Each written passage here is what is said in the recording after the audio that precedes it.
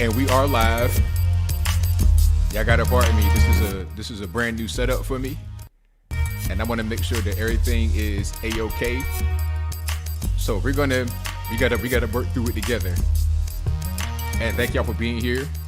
I'm on the road, obviously. I'm not at my house, so this is a whole brand new setup. If the audio was weird, if you can't really hear me, if the music is too loud, y'all please let me know, because this is struggle stream for real. So y'all just give me some feedback here, how everything's going, and we'll keep on rocking. I'm able to take calls and everything the way I normally would, but there's some caveats. We'll see how it goes. The weather in VA is actually not that bad. It's kind of cool, but it's not raining or anything.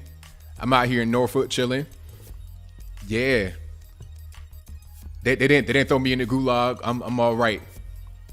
So y'all please let me know how the sound is. Please let me know. I got all my whole setup. It's like a real small footprint right here. I'm traveling, and that's pretty much it. Yeah, it's that portable MV7 struggle stream. That's right, back up. That is right. So my sound's good. Okay, we're lit. I might give you guys a little bit of a view. I got the battleship right there, right outside. So yeah, them big rocks still big. That's right. Them big rocks big as it can be. So yeah, we're going to, once I do more of these streams, 'cause I'll be traveling a lot this year actually. Once I do more of these streams like this, I'll be a lot better at it.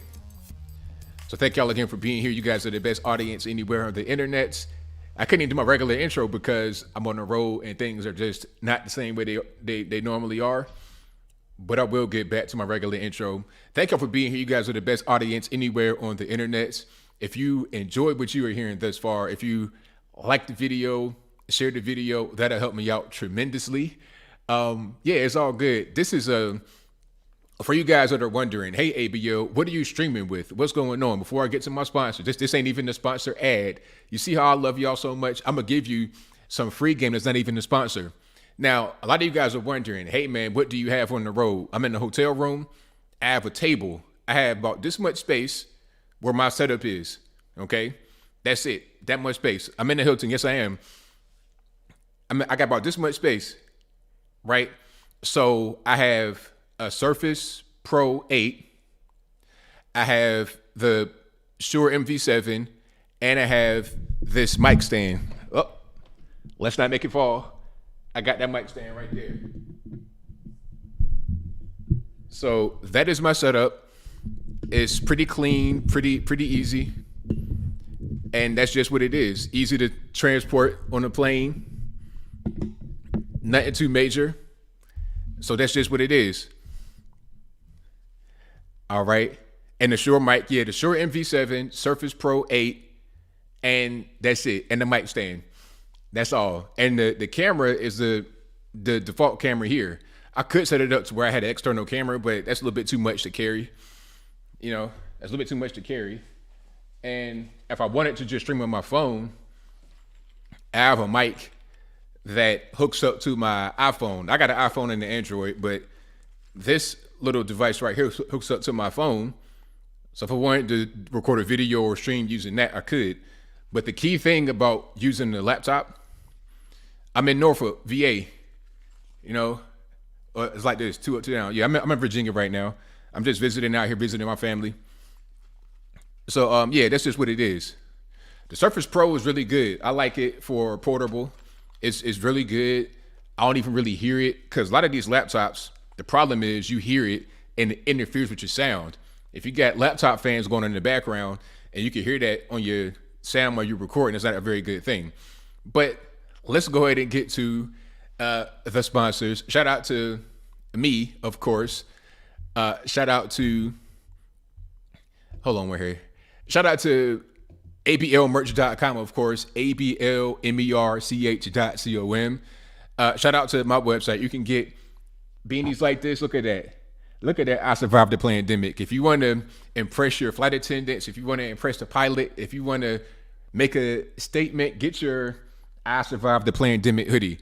Where I'm at right now is kind of cool. It's like 50 degrees. So I need the beanie. You can get these. You can get t-shirts, hats, whatever, with a bunch of more stuff on it on ablmerch.com. That is ABLmerch.com. Also, go to anthonyblogan.com. That is ANTHONY, that letter B, LOGAN.com. You can find an article for each video that I produce, and I put all my sources, my information, everything in the description of each article, so you know I didn't just make it up. I have a really good source. So that is anthonyblogan.com and ablmerch.com. Check them on out. Also, shout out to bhedesigns.com. Now, of course, I'm not in my house, so you don't see the flags that are behind me. But typically, when you have the background that I'm in my house, those flags you can get for yourself or for a friend, family member, whoever you want, over at bhedesigns.com. No, not a new house. I'm not selling that house no time soon. The equity is up, though. The equity is super up, but I ain't selling that house because where am I going to go with the rent going high? But anyway, I'm just traveling right now. I'm in Virginia visiting my family. So yeah, get your. Okay, let's not have that. I don't want OneDrive. Let's just not have that come up no more. But anyway, so bhedesigns.com for the flags. Also, patriotpost.us for the best source of news and information anywhere on the internet. Again, patriotpost.us. Now, I mean, we got some trolls in here talking about Kevin this, Kevin that. No, I've not been drinking. All I got right here is on water. That's all I got. Good old Dasani water. You know, I got to be fresh and composed for you guys. But it's a lot going on. I'm in a new setting in a hotel room, so it's a little different. That's all. And my eyes are just naturally small like that, and I got the light. It's kind of weird. So you may see me sound a little bit different and or look a little bit different because of my new environment in this hotel room while I'm traveling. So I can sell polos. I can't read your name. Duragits. I'm sorry. I know I butchered that, but hey, Blend the White Man. I can sell polo shirts. I need to make some for you guys. If I don't have any on the store already, I can make some for you guys. You know, all right. A green screen on the road. Come on, NKM. A green screen on the road is not very portable. How am I put that in my bag? All right. This is the bag that I carry. Aside from my regular just carry on. This is my. I could put this whole setup in this bag right here. A book bag. I could put my entire stream setup in this book bag right here. And plus other stuff, hair clippers, headphones, whatever I want in this bag. Passport, all of that. You know, and I have another tablet. I have a Apple tablet, so I could put all that in here. Plus I got a tripod, another tripod for my phone if I want to record videos on that. See how that goes? I could put another camera on top of here if I wanted to. So I could have an external camera over there rather than using the built-on one. So I can't bring no big green screen. I have a green screen at the house, actually. That thing is humongous. I have to actually ship that on a truck somewhere. That could not go on no airplane at all. Not even on the carrier. Not even on the a check bag. All right. So now let's talk about my man Kevin before we get to any topics, because some of you guys know I knew Kevin.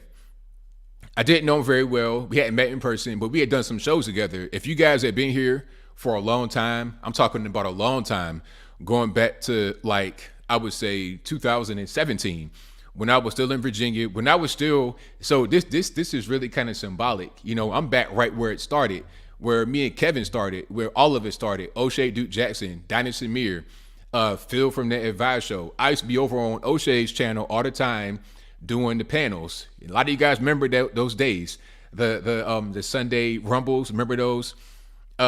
Kevin was there. Brandon Tatum was there. A lot of us were there. At that time, we were all just starting out. Now, remember, I did a show here on this channel. You can look it up.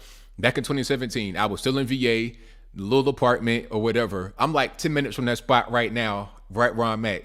So this is pretty symbolic for me to be right here, right now, today. So I remember he just had so many ideas. He was just really determined to go forward and push his message. People think that he just hated women and he wanted to attack women, But Kevin was the same way with everybody. It wasn't a woman thing or a man thing. As a matter of fact, he spent more time on YouTube, just chronologically speaking, talking exclusively to men only about getting themselves together, getting their style together. Matter of fact, some of you guys may see me adjust myself when I'm on stream. Sometimes Kevin will be watching my show and he'll be in the chat saying, "Hey, ABL, tighten your shirt up. You can see your undershirt." He would say stuff like that because that's the kind of guy he was. He'd push you to just do better, to go forward. That was Kevin. That was Kevin Samuels. That's the guy that I knew. That's the guy that I respected. And when he blew up, I didn't really want no clout or nothing like that because I'm doing my own thing and I'm not no hater. You know, I like to see everybody succeed. I want to see everybody succeed. And when you do succeed, I'm gonna just be there for you. Whatever you need, I got. So I would just support him. I'll be in the streams. I'll be super chatting. I'll be just like you guys are to me, I was to him because I respected him like that. You know, that's all I ever wanted to do was to be supportive. And that's what he was. He was supportive. I was supportive. So to see that he's gone is really unfortunate. And to see those that are dancing on his grave is pretty ridiculous. You know, a lot of these women are dancing on Kevin Samuel's grave. But you know, the crazy part is dancing on his grave won't give their children a father. Dancing on his grave won't make them lose the 800 pounds need to lose. Okay, you in the bed eating the whole saucer tray, ding dongs and ho hos and coffee beans with no water or nothing on it. You understand what I'm saying? That's still you, regardless of what happened to my man Kevin. Okay, and the whole thing about a heart attack, I mean, who knows? Kevin was not that much younger than my father. My dad was 61 when he died of a heart attack, and my dad was always into physical fitness. He was a firefighter, but you know, firefighters have a 45% chance of dying of heart attacks. Did you know that? 15%, how can I say this? If you work in a regular normie job, you have a 15% chance of dying of a heart attack. Okay, 15%, while still employed at that job, if I'm not mistaken. I looked it up because after my dad died, I wanted to know more about that. Because when dad passed away, what he told me was, or before he passed away, before he passed away, years before, he was like, a lot of firefighters have a high chance of dying of heart attacks. And the reason why is because you sleep on the job. You work 9 days a month, and at least in Norfolk, which is right where I'm at right now. The station is like right there. It's crazy. But anyway, he would tell me that you work 9 days a month and you work 24-hour shifts. So what happens is you sleep at the station, and when the alarm goes off, you got to get up. So if it's 2:00 in the morning and you in the dead sleep, you got to get up and hop on the truck. So you're going from 0 to 100 quite literally. And if you do that for 20 years, your heart will take a beating. Therefore, you got a 45% chance of dying of a heart attack as a firefighter. And a lot of guys, when they retire, 50, 55 years old, end up dying of heart attacks. That's what happened to my dad, 61 years old, always into physical fitness. He taught me how to work out, how to do push-ups, sit-ups, pull-ups, dips, crunches. He had a whole room in his house that was dedicated for a gym. And if you was to see him when he died, he was really in shape. It looked like he was probably about in his 30s when he was in his 60s. But because of that heart from being a firefighter, that's what ended him. Kevin had cancer when he was in college. Did you know that? He had Hodgkin's lymphoma in college, and he had to go through chemo. And they said if you have chemo, your chances of dying of a heart attack later are greatly increased. So who knows what happened? All I know is that, you know, he had overcome medical challenges before, and it's unfortunate that he was not able to overcome it now. But I'm telling you, Kevin, he changed the whole game. His death was international news. I mean, I'm seeing it everywhere. People say, oh, he's just a YouTuber. YouTube is the town square the same way Twitter is. Okay, if you're not here on YouTube, then where are you? Just like the whole Dave Chappelle thing I'll get to in a minute. When the Dave Chappelle situation happened, he has been on YouTube for days now. Why? Because all the eyes are on YouTube. You could come right here, have a platform, and get it out to the whole world. Will Smith on YouTube. You got celebrities over here trying to really build their platform up because they know this is where it's at. They know that for 100% certain. So, yeah, again, rest in peace to my man Kevin Samuels. He will be missed. All the haters, that ain't going to change your life. If you weigh 1,000 pounds today, you weigh 1,000 pounds tomorrow, but today you just happen to hate on Kevin. That ain't going to change your life at all. Tighten yourself up, period. And if you think that he just hated women, look at his catalog. You know, he talked to everybody the same way. He was an equal opportunity person. That's just the way he is. And a lot of people have been helped. I know people that got married because of Kevin, stayed married because of Kevin. I know people that have been able to improve themselves, gone through weight loss journeys, all that good stuff. So yeah, shout out to my brother, man. And all the haters, you already know what time it is. Find a tall building and play Superman. You understand? But I digress. So yeah, we got a whole lot going on. There is a whole lot happening. Where do I start with all these topics? Hold on just 1 second. And if you like what you're hearing so far, please give the video a thumbs up, like the video, share the video, do all that good stuff. Let me just, this is different. Y'all gotta hang on, please. Okay. Can I talk about Antonio Brown, the Chappelle attacker, Sonny Hostin? Let's talk about Sonny Hostin right quick, shall we? Now, you guys may or may not know who Sonny Hostin is. Sonny Hostin is on The View as a host.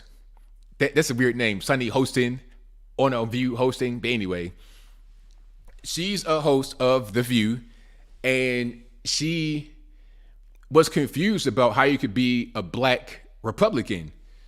Now, let me try to find that particular clip. If you guys have not seen it, and if you have, let's just do a recap right quick. All right. And again, you know, I'm struggle streaming real heavy in this hotel room, so y'all please forgive me. Give me 1 second. Oh, I got it over here in the saved. Yeah, there we go. It's over there. Okay. And let's check that out. Oh, matter of fact, hold on. Before we get to Sonny Hostin in The View, let's talk about Chet Hanks. Because I got this video right here and I don't want to lose it. I'm going to talk about Chet Hanks right now. Now, Chet Hanks, as you guys may or may not know, is Tom Hanks' son. Okay. And he got into some, I don't want to say hot water or trouble. He has been, he's been very controversial. Let's say that. He's been very controversial because he has been speaking in patois. Like he's some type of a Caribbean person, although he's not. He's Tom Hanks' son. He thinks he's like something else. He identifies as a different nationality, I suppose, because there are white guys that speak in patois, but they're just not from Los Angeles, California. They're from Trinidad or from Jamaica or somewhere like that. You have white Jamaicans and white Trinis and whatnot. You know, Jamaica is not a race, it's a nationality, the same way you could be from Trinidad, Barbados, or whatever. So here is Tom Hanks' son, Chet Hanks, speaking in patois. And we will, let's see if it works for me. Give me 1 second, because this setup, okay, we good. Let's try this. If it works, then let's celebrate. Pop bottles. Okay, let's put it over there. No mouse. The no mouse game is crazy. If you guys work with no mouse and you got a trackpad, you're a psychopath. I'm playing, but not really. Big up the whole island, massive. It's that boy Chatana coming straight from the Golden Globes, you want saying? Me father Tom Hanks presenting in a what soon forward come. Big up, tune in. Oh my God. Big up the whole island, massive. It's that boy Chatana coming straight from the Golden Globes, you want saying? Me father Tom Hanks presenting in a what soon forward come. Big up, tune in. So that's Chet Hanks. Tom Hanks, yes, that Tom Hanks, Captain Phillips and Forrest Gump, and yeah, that Tom. That's his son.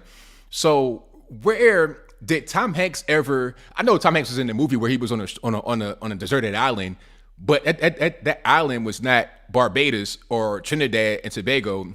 I promise it wasn't. And that was a movie. It wasn't real life. They lived in Los Angeles somewhere, and that was it. So people are upset at him. They're saying, hey, that's cultural appropriation. You're a white guy.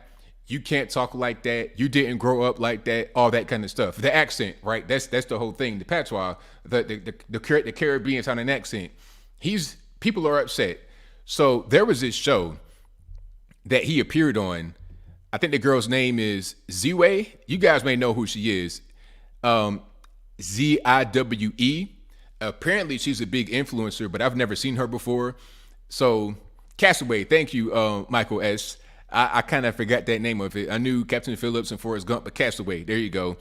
He was not in Jamaica or Trinidad on Castaway. He was on some random remote island in the middle of nowhere. But anyway, so people are upset talking about he's cultural appropriating, and he goes on this girl's show, and she is confronting him about the whole situation. So let's see what he does in response. Let's roll the clip. Are there any marginalized communities you want to apologize to? I don't know, maybe the patois community? So again, that kind of accent he was speaking, that's called patois. And she's saying there's a patois community. I've never heard that before. Are you guys familiar with the patois community? Because I'm not. Y'all got to fill me in on that one. Nah. I don't feel like I've truly done anything offensive, so... You don't see it as cultural appropriation. You see it as like a celebration of culture. Mm-hmm. And then it's like social justice warriors can like go kick rocks. Yeah. Yeah. That's pretty much it, huh? Yeah. No comment. Got it. No, I mean, I 100% agree. Social justice warriors can kick rocks. Yeah. Hey, shout out to Chet Hanks, man, standing your ground. Shout out to you, sir. That's how you handle it. You know, don't apologize to these people. You know what I'm saying? You want to sound like Shaggy or who was that had that song? Mr. Informer. Was that Snow? If you want to be a Toronto street guy and you're really from Calabasas, California, hey man, that's your life. Live it. Live it. So yeah, good job on Chet Hanks, man. Don't apologize to these people, because you know what? When you apologize one time, you will always apologize. It'd be a never-ending cycle of apology. 100%. Just be who you are, man. You want to do whatever you want to do. You're not hurting nobody. What's to apologize for? He ain't go out there and shoot nobody or hurt nobody. He's just speaking patois. That's it. You know, he probably learned it from a girlfriend he had, and she gladly taught him. Why not continue it? Why not? Right? So yeah, she also had Charlemagne on there from the Breakfast Club and confronting him about disrespecting black women, all kind of just dumb stuff. It's so weird. It's so weird. It's like it's a parody of a show where they try to get people to apologize for certain things they didn't even do. Yeah, never bend the knee. That's right, Anthony. Never bend that knee, because if you bend the knee, you will always be bending the knee. It'll never end. It will never, ever end. And if you like what you're hearing so far on the stream, please give the video a thumbs up. Like the video, share the video, do all that good stuff. I'd appreciate you if you did. All right, let me go ahead and just share that. There we go. That's perfect. This is really intuitive. I like this. The Surface Pro 8. The Surface Pro 8. If you guys want to get into streaming, this ain't even no ad, but the Surface Pro 8 is way to go. It's definitely the way to go.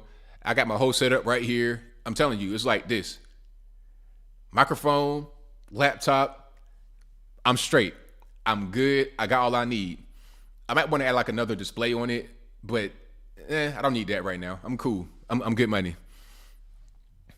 Yeah, definitely grow a thick skin. And is my mic too loud? Am I pitching? Is it good? Do you hear any echo?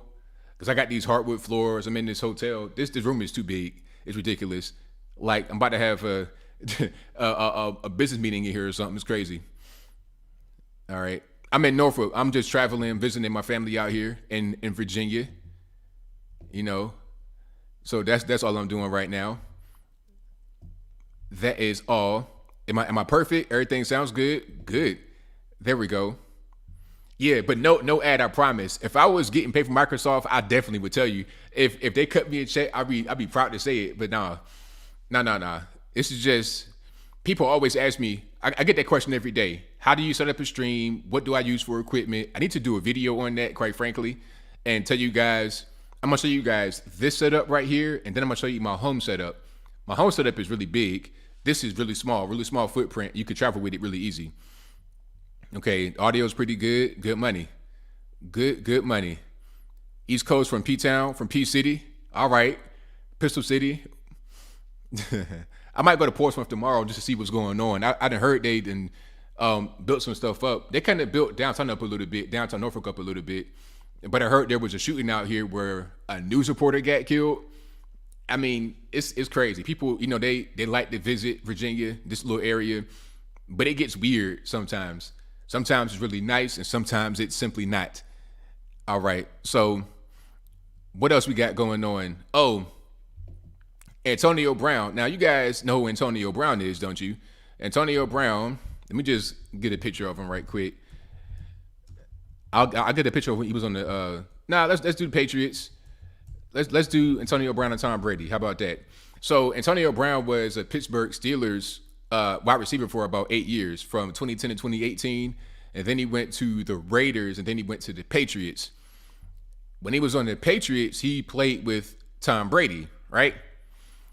And when Tom Brady left to go to when Brady left to go to Tampa Bay, Antonio Brown went with him, and they won a Super Bowl out there together. All right. So Antonio Brown's had a lot of off the field issues, and everybody knows about it. People call him crazy. They call him all types of things. And I'm not necessarily going to sit here and say that they're wrong 100%. I think there is some issues with Antonio Brown, but he's a very good NFL football player, has been for many years, and you can't take that away from him. He's a great football player. Let me get the picture up right quick of AB. So that's obviously Tom Brady next to Antonio Brown. All right, hold on, pardon me. It's a sensitive touchpad. So that's him right there. Obviously, he's a black guy because Tom Brady's the white man. He had a lot of problems. He had a really kind of bad ending to his time at Tampa Bay. Took his shirt off, went off the field during the middle of the game. It was a mess. But nobody's going to say that he's a bad football player. And you know what? The craziest thing is he's been given countless chances in the league because he had problems going all the way back to Pittsburgh. But guess why he's still in the league? Guess why he's still been able to get jobs? Guess why he's not necessarily gone from the league yet? And he's been here since 2010. A very long career in the NFL, because you know what they say, NFL means not for long. Okay?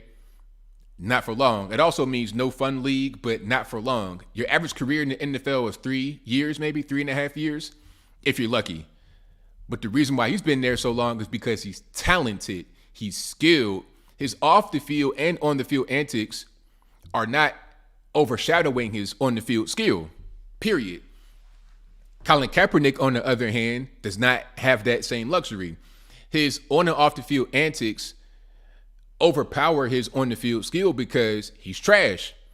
He's trash. He's not the way he was when he came out. When he came to the 49ers originally, speaking about Colin Kaepernick, he was a good player. He had skill. But now he's just kind of basic. Not kind of basic, very basic. He became a one-trick pony. People figured him out. His skills diminished, and now he's getting older.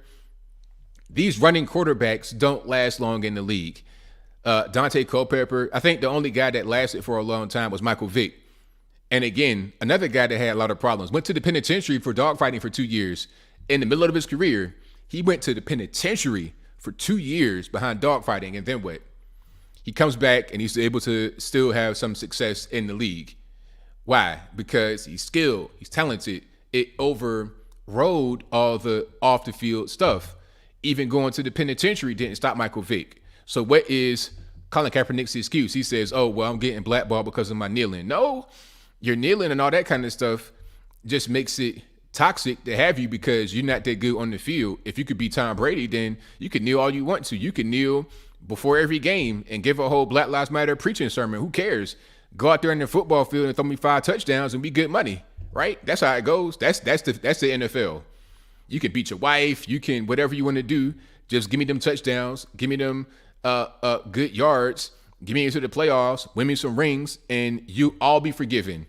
So here's Antonio Brown talking about Colin Kaepernick and how we don't really believe him. Now, pardon the cursing, please. If you got little kids, cover their ears.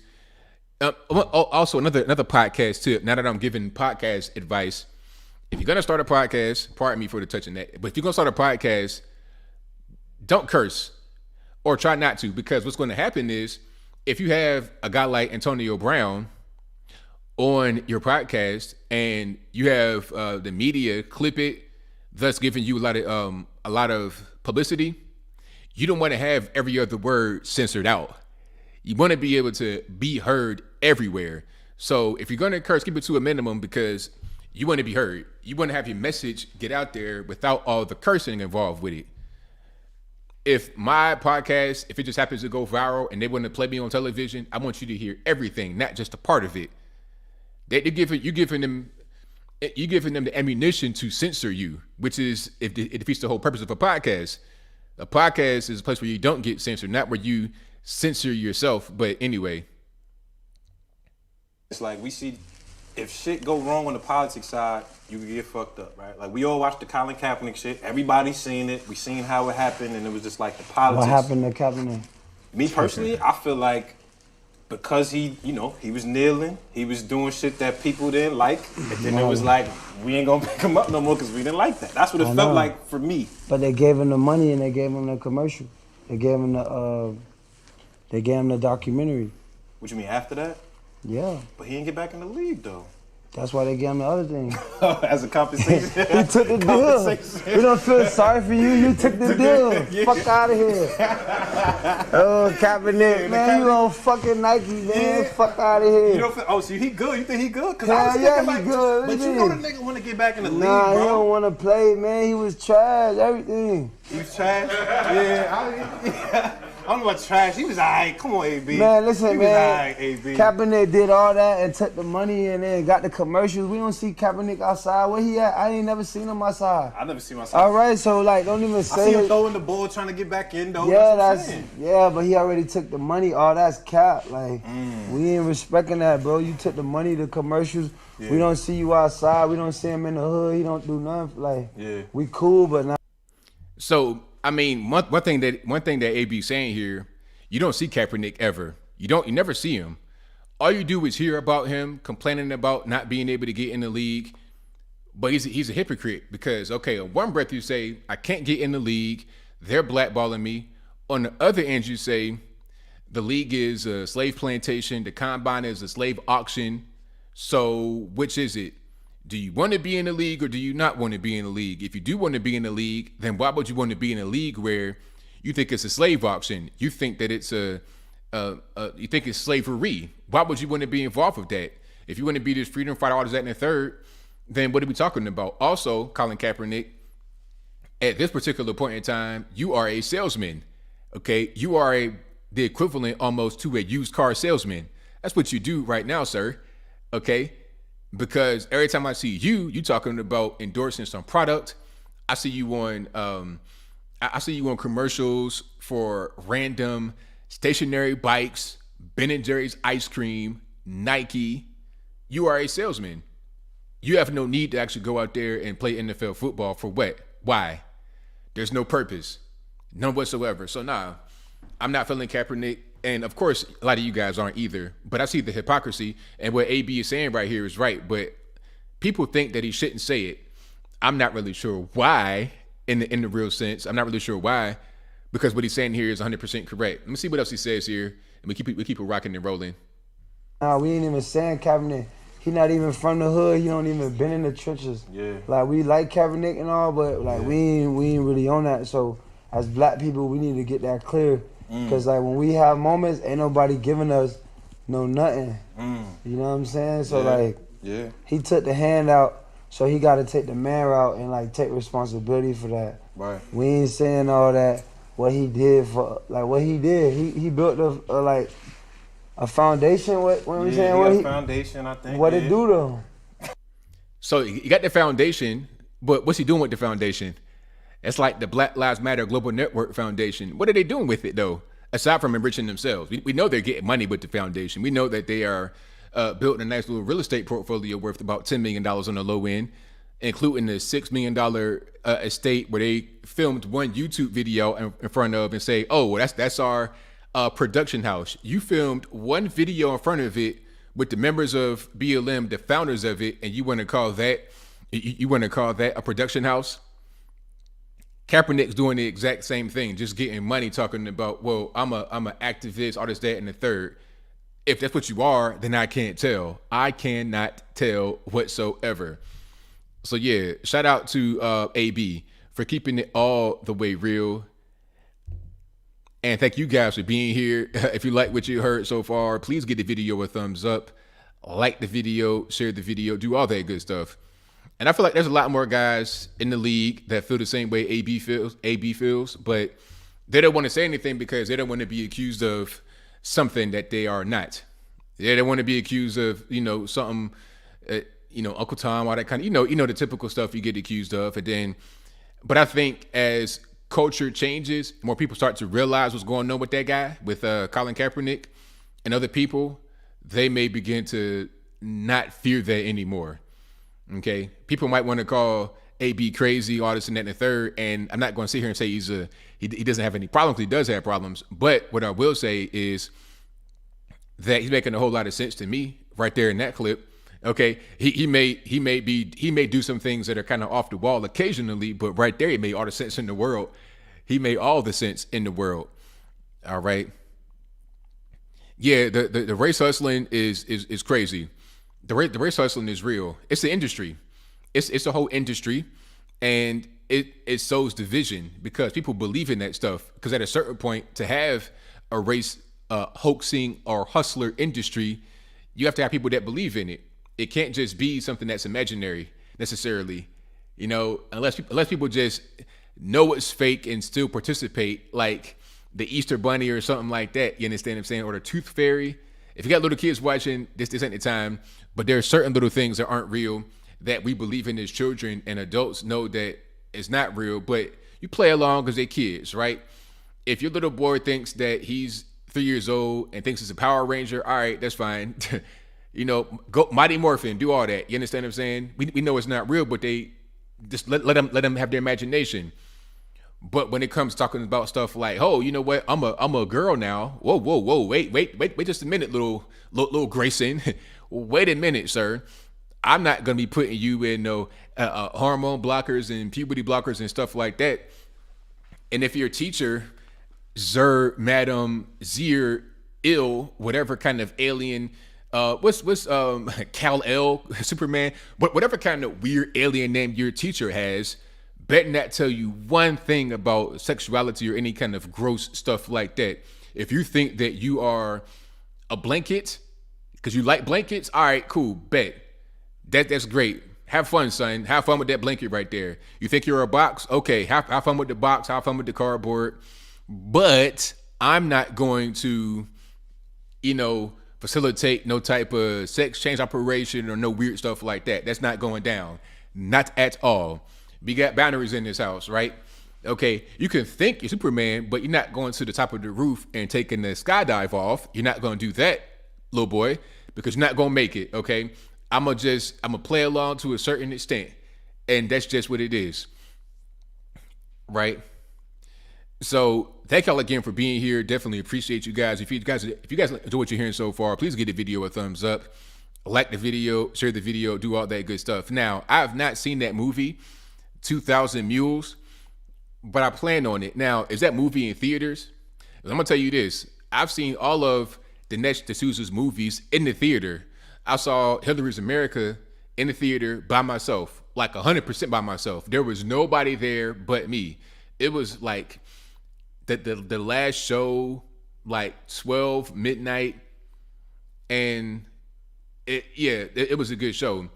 I talked to people that were out there, the staff, about the movie before I went in. Hey, you watch that movie? You be in there by yourself. I told them about it. Everybody was interested that was out there. It was like 3 staff members I had in the conversation talking about the movie. But when I went in there, I was 100% by myself and enjoyed it, every last minute of it. Had the whole, somebody might, if you don't really do that, like go to things by yourself, you might say, oh, you just by yourself. But for me, I had the whole it was like somebody rented the whole place out for me, so I got a private screening. I'm lit. I'm 100% lit. Bro, I got a really nice view I got the battleship right outside, so it's lit. You know, I'm in downtown Norfolk, just visiting my family. That's all. That is all. Nah, this right here is super modern for me. I would live in a place like this though. You know, it's just really nice. If it was an apartment, I definitely would live here for sure. Absolutely. Am I buffering? If I'm buffering, it's not my fault. You got to blame the white man. Y'all know how that goes. It's not my fault. All right. So yeah, hold on. Let's see if I can fix. If it's buffering, it's gonna buffer because I'm on Wi-Fi. That's something else. That's one thing about it. When you are on a laptop or something, you don't have the hard wire. When I'm at home, I got the hard wire. I got the really good internet. So that's just what that is. No buffering. Okay. Buffer for 1 second. Good. We lit. All right, perfect. Yes, I'm in Norfolk. Yep. Shout out to Virginia. Yeah, this is a really, you know, I kind of took Norfolk for granted. You know, I've been here. I've been in Virginia for a long time. Or I did live here for a long time. I kind of was like Norfolk. I don't want to, but I like it. I'm gonna come out here more often and just kind of hang out for sure. All right. So, what else we got going on? And yes, RIP to my friend Kevin Samuels, one of the best content creators on the platform, 100%. And nobody can deny that. People want to hate. If a hater wants to hate, they're going to hate. That's what they do. That's what a hater does. By definition, a hater hates. So that's just what it is. All right. Shout out to Bristol, Virginia. I've been through Bristol right off 81. Yeah. Shout out to you. Yep. But I'm way on the other side. You way over there by Tennessee, Kentucky, West Virginia. I'm over here by the water and by North Carolina. And one thing I don't like is when people say, when I say I'm from Virginia, they say, oh, you're from the DMV? No. That's Washington, D.C. metro area. That's not even nowhere near where I'm at. Like, that is like, D.C. is like 3.5 hours from me right now. That's a whole different area. That's like being from Buffalo, New York, and somebody says, oh, New York City, Brooklyn, Bronx. No. Like Niagara Falls, that type of, but anyway, I'll move on. All right. So what else we got going on? Hold on. Did I get to everything? No, I got a few more things. I think, wait a minute. Before I move forward here. Oh, okay, yeah. I think I'm going to talk about Sonny Hostin because I was going to talk about that and then I got off talking about Chet Hanks and all that kind of stuff. So, Sonny Hostin doesn't understand black and or Latino Republicans. She thinks that she just, you know, we're an oxymoron. Let me find that video right quick. It's weird because I don't have no mouse. So I got to just try to find a video this way. But I'll be able to find it. If nothing else, I could pull up my own video because it's on there. There we go. Here we go. Boom. Shout out to Daily Caller for coming through in the clutch for helping me find this video. All right. Hold on. Let's get that scrunched over there. There we go. All right. So here's a little bit of here's some context. Now, there's going to be a new White House press secretary by the name of Corinne Jean-Pierre. She's black and she's Haitian, right? She's also LGBT. Now, this person's partner is Suzanne Malveaux. Is that a French name? French and Haitian, but I digress. Her partner is named Suzanne Malveaux, and she is over at CNN as a producer or anchor or something. She works at CNN. So they're like, hey, is that a conflict of interest? You have the new White House press secretary being in a romantic entanglement. Shout out to Jada Pinkett Smith.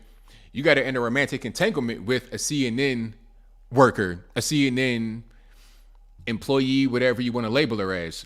So what's going on with that? What part of the game is that? Right? That's the question. Is that a conflict of interest? Now, that was a conversation And somehow it devolved into talking about Black Republicans and Latino Republicans. So let's go ahead and roll this brief clip. This is on Daily Caller. I have many conservative values that I will talk to you about. And so if you look at your network that you're standing behind, yes, and when you look at your network that you're standing behind, you're saying that you look at Chris Cuomo. I feel like that's an oxy.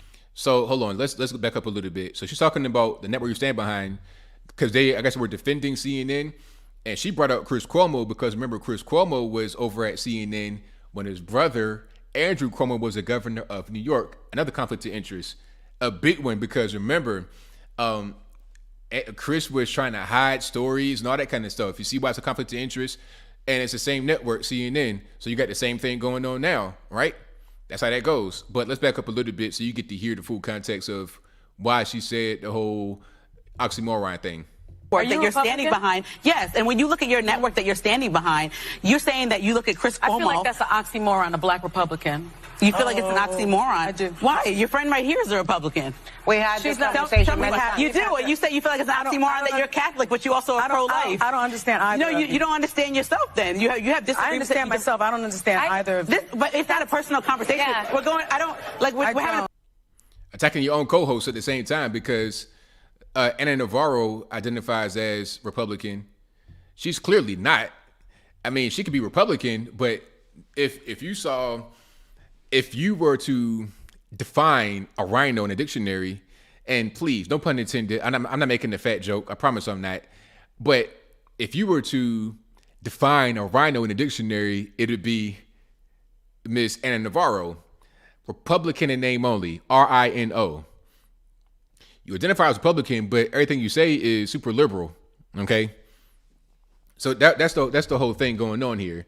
Sunny Hostin does not understand why you be, and that's her right there. She doesn't understand. She's like, oh, I don't get you guys. I don't understand. But my thing is, I don't understand why you wouldn't be. I don't understand why at this point in time, I don't understand why anybody would be on the left the way the left is right now. The left in years past, maybe even a few years ago, not even like a very long time ago, maybe like 8 years ago, wasn't that bad. It was okay. It was okay. But now, the left is nuts. The left is nuts.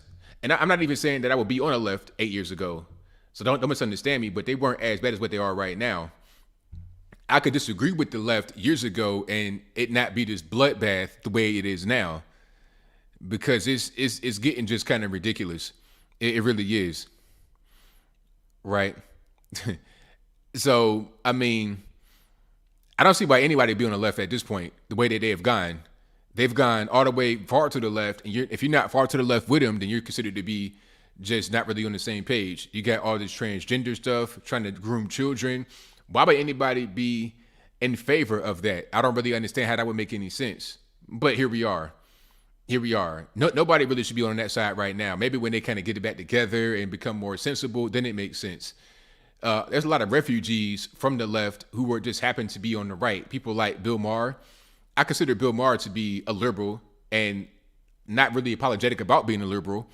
But the things that he says sounds more conservative because of how far the left has gone to the left. That's the whole thing with that. So yeah. She doesn't understand why we would be conservative, but what she needs to understand is we don't want to go over there to her side because it doesn't make any sense. Yeah. Ivana says, I've been an oxymoron my whole entire life. Hey, exactly. And my thing is, what makes it an oxymoron? Like, she needs to go ahead and just elaborate on that point. She's a liberal, so she thinks that, it's weird because people that are liberal like her think that if you are a white person, your party is there, like over there, and if you're a black person, your party is over there. It's like separate race segregation, but at the same time, there's a lot of white liberals and white Republicans, just as many of them. It's like 50-50. So if there are equal numbers of white liberals and white Republicans, or white liberals and white conservatives, why would it be an oxymoron to be a conservative? You understand? I don't really. So I guess maybe she thinks that the white liberals are going to be all in favor of the black man, pro-black, blackity black woke stuff, But yet, every time I see a white liberal out there so-called protesting, they're tearing something down, tearing it apart, going crazy, going ape, going ham, as the cool kids say, doing all that kind of stuff. So I'm just kind of confused as to why she thinks it'd be an oxymoron. If anything, it's oxymoron to be anybody and be on the left right now. I'm not trying to go tear things down. I'm not trying to go burn things down. I'm not trying to force little kids learn about LGBTQ, elemental P, X, Y, Z, 1, 2, 3, 4, 5, 6 issues. I don't want them to do that. I want them to be little kids and enjoy themselves and have fun and go outside and play and do little kid stuff what they're supposed to without being badgered or harassed or groomed or anything weird like that. Since when did the left become the party of grooming little children? That's an oxymoron to be over there right now. So again, shout out to Sonny Hostin for not making any sense at all. It is what it is. It is what it is. All right. Now, do I have anything else I wanted to get to before I get to some supers and phone calls and all that good stuff? I don't want to hold you guys too long, like the preacher on Sunday holding you forever. Hold on one second here.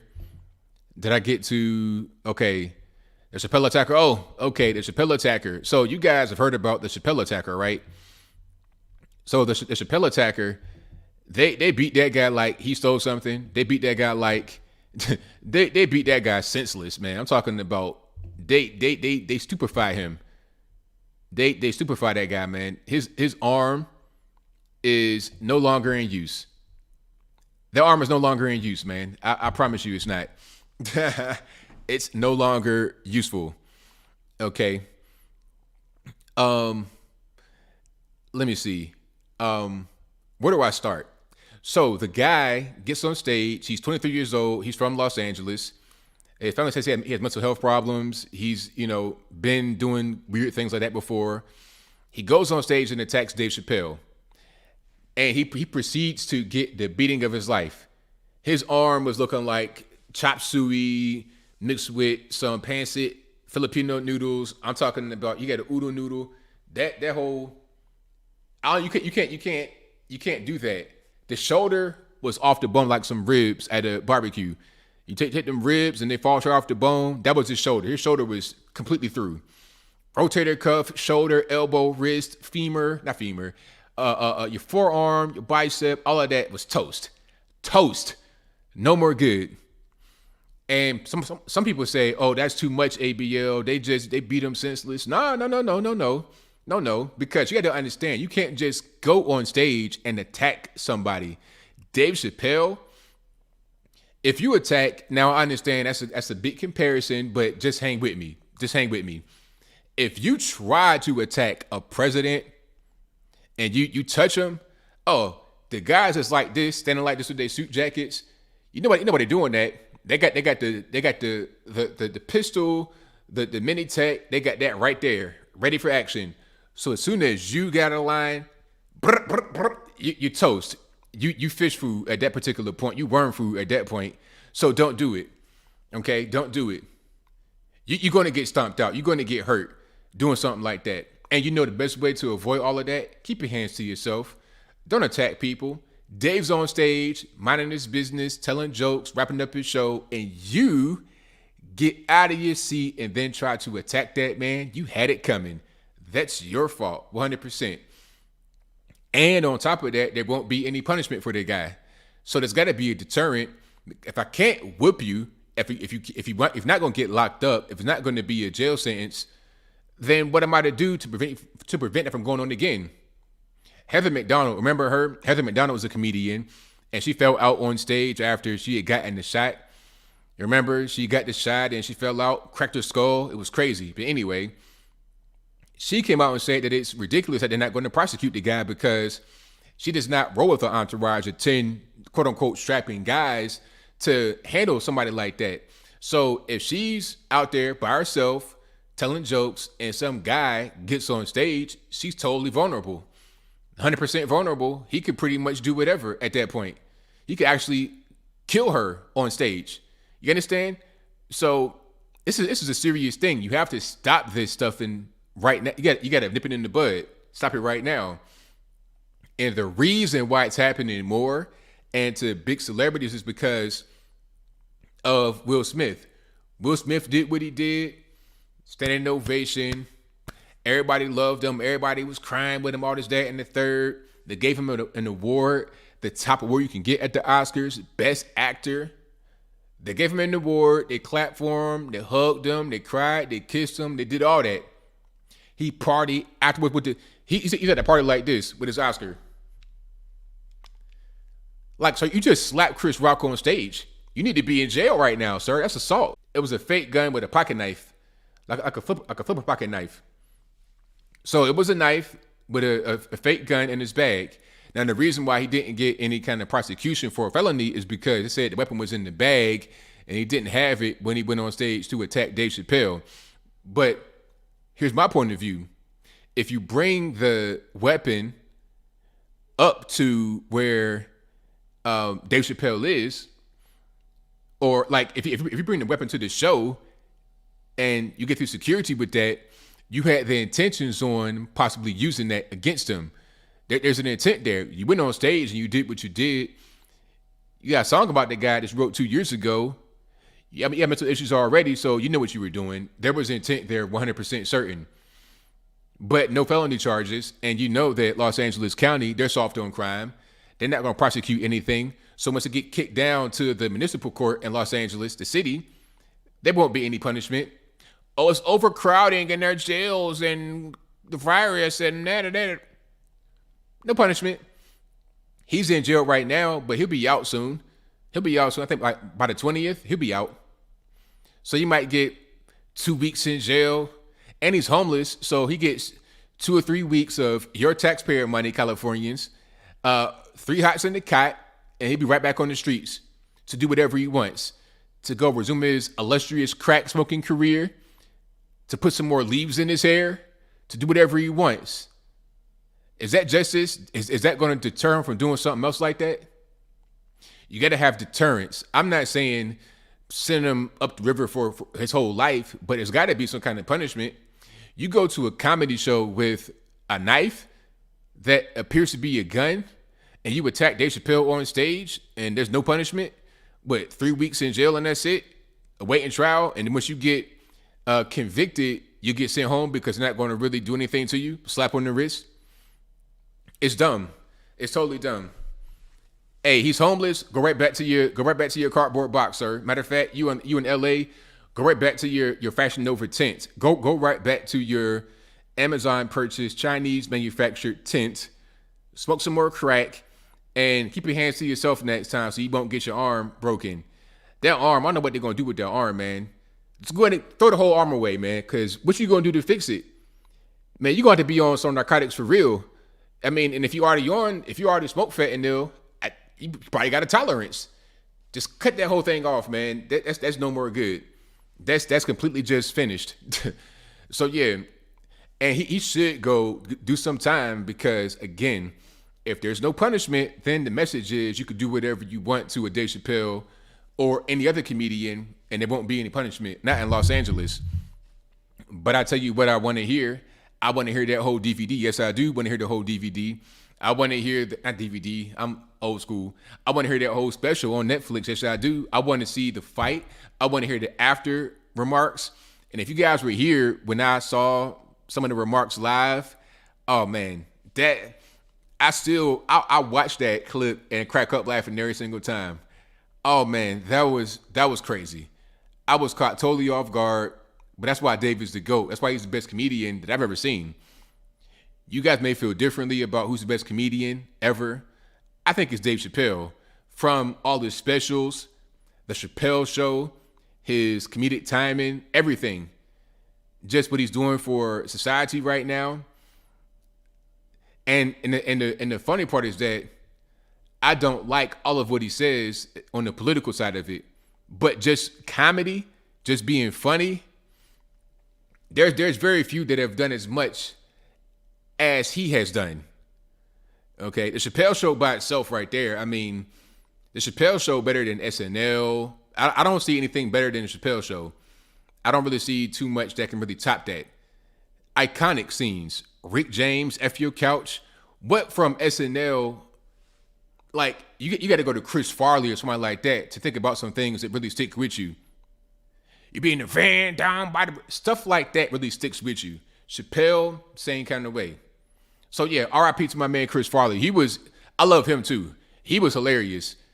Chris Farley, I would be crying laughing. Fat guy in a little coat. Oh, just great comedy, hilarious. Naturally, in my humble opinion. All right. Patrice O'Neal was really good. Yes, he was. Jimmy Kimmel. Jimmy Kimmel is a comedian. I don't know about that one. I don't know about that one. Like a late night talk show host. That's about it. Yeah. Yeah, but Chris Farley, Eddie Murphy was cool, but Eddie Murphy, I feel like had a short career comedy wise. Eddie Murphy became a movie star and did less comedy. Eddie Murphy was better in stuff like Boomerang and all of that, in my opinion. Coming to America, but as far as like comedy consistently, he's good, but Chappelle has more of a body of work, in my opinion. Yeah. Martin Dangerfield, yeah. Who else was on there? Was Chappelle on SNL too? I didn't even know that. Oh yeah, Tommy Boy, man, that movie was. Every time I see Tommy Boy, if I see it on TV, I'll sit and watch it for a while. He was just funny. And even I'm gonna tell you what. I'm gonna say something controversial right now. Jim Carrey back in the day. Oh, Jim Carrey was hilarious. Ace Ventura. The funniest scene I've seen in a movie in a long time. One of my top 5 funniest scenes was when he was in that Rhino. Remember, he was in that Rhino and it got hot because the fan turned off and he had to exit the Rhino. That scene had me dying laughing. Had me dying. And I'm sure he ad-libbed that, the way he came out the Rhino. Man. And Live in Color when Jim Carrey was on there. Fantastic. Jamie Foxx also. Yeah. Yeah, he turned woke, unfortunately, talking about Jim Carrey. He was hilarious. Just The Mask, Ace Ventura, beyond hilarious. Yeah, Half-Baked, Dan Aykroyd, Red Fox, Steve Harvey. Steve Harvey was good as a stand-up. Strictly stand-up. He had a good show, the Steve Harvey show, but that was more of a sitcom. But as far as a stand-up comedian, Steve was really good. Like, being on stage, telling jokes, Steve was great. Robin Williams, yes, he was great too. And naturally funny. All right, Ricky Gervais. Yeah, Ricky he's good, but the body of work ain't there the way it is with Dave Chappelle and other guys. Bernie Mac, yes, Bernie Mac. USA Comedy is worldwide. That's right. That is right. All right. Bill was good back in his day, but Bill was always a hater and a nut. That's why he fell. Because Bill Cosby would call black comedians and say, "Hey, your set's too dirty. You say the N-word." Meanwhile, you over here messing with Playboy Playmates, putting something in their drink, you know what I'm saying, and dragging them back to your room by the top of their head. You understand what I'm saying? You live in a whole double life. So that right there, I can't really get beyond. It's like R. Kelly.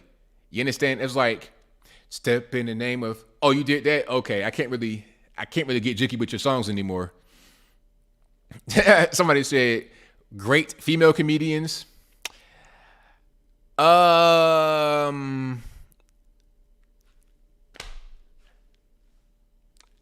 don't really know. I'm not saying there are none.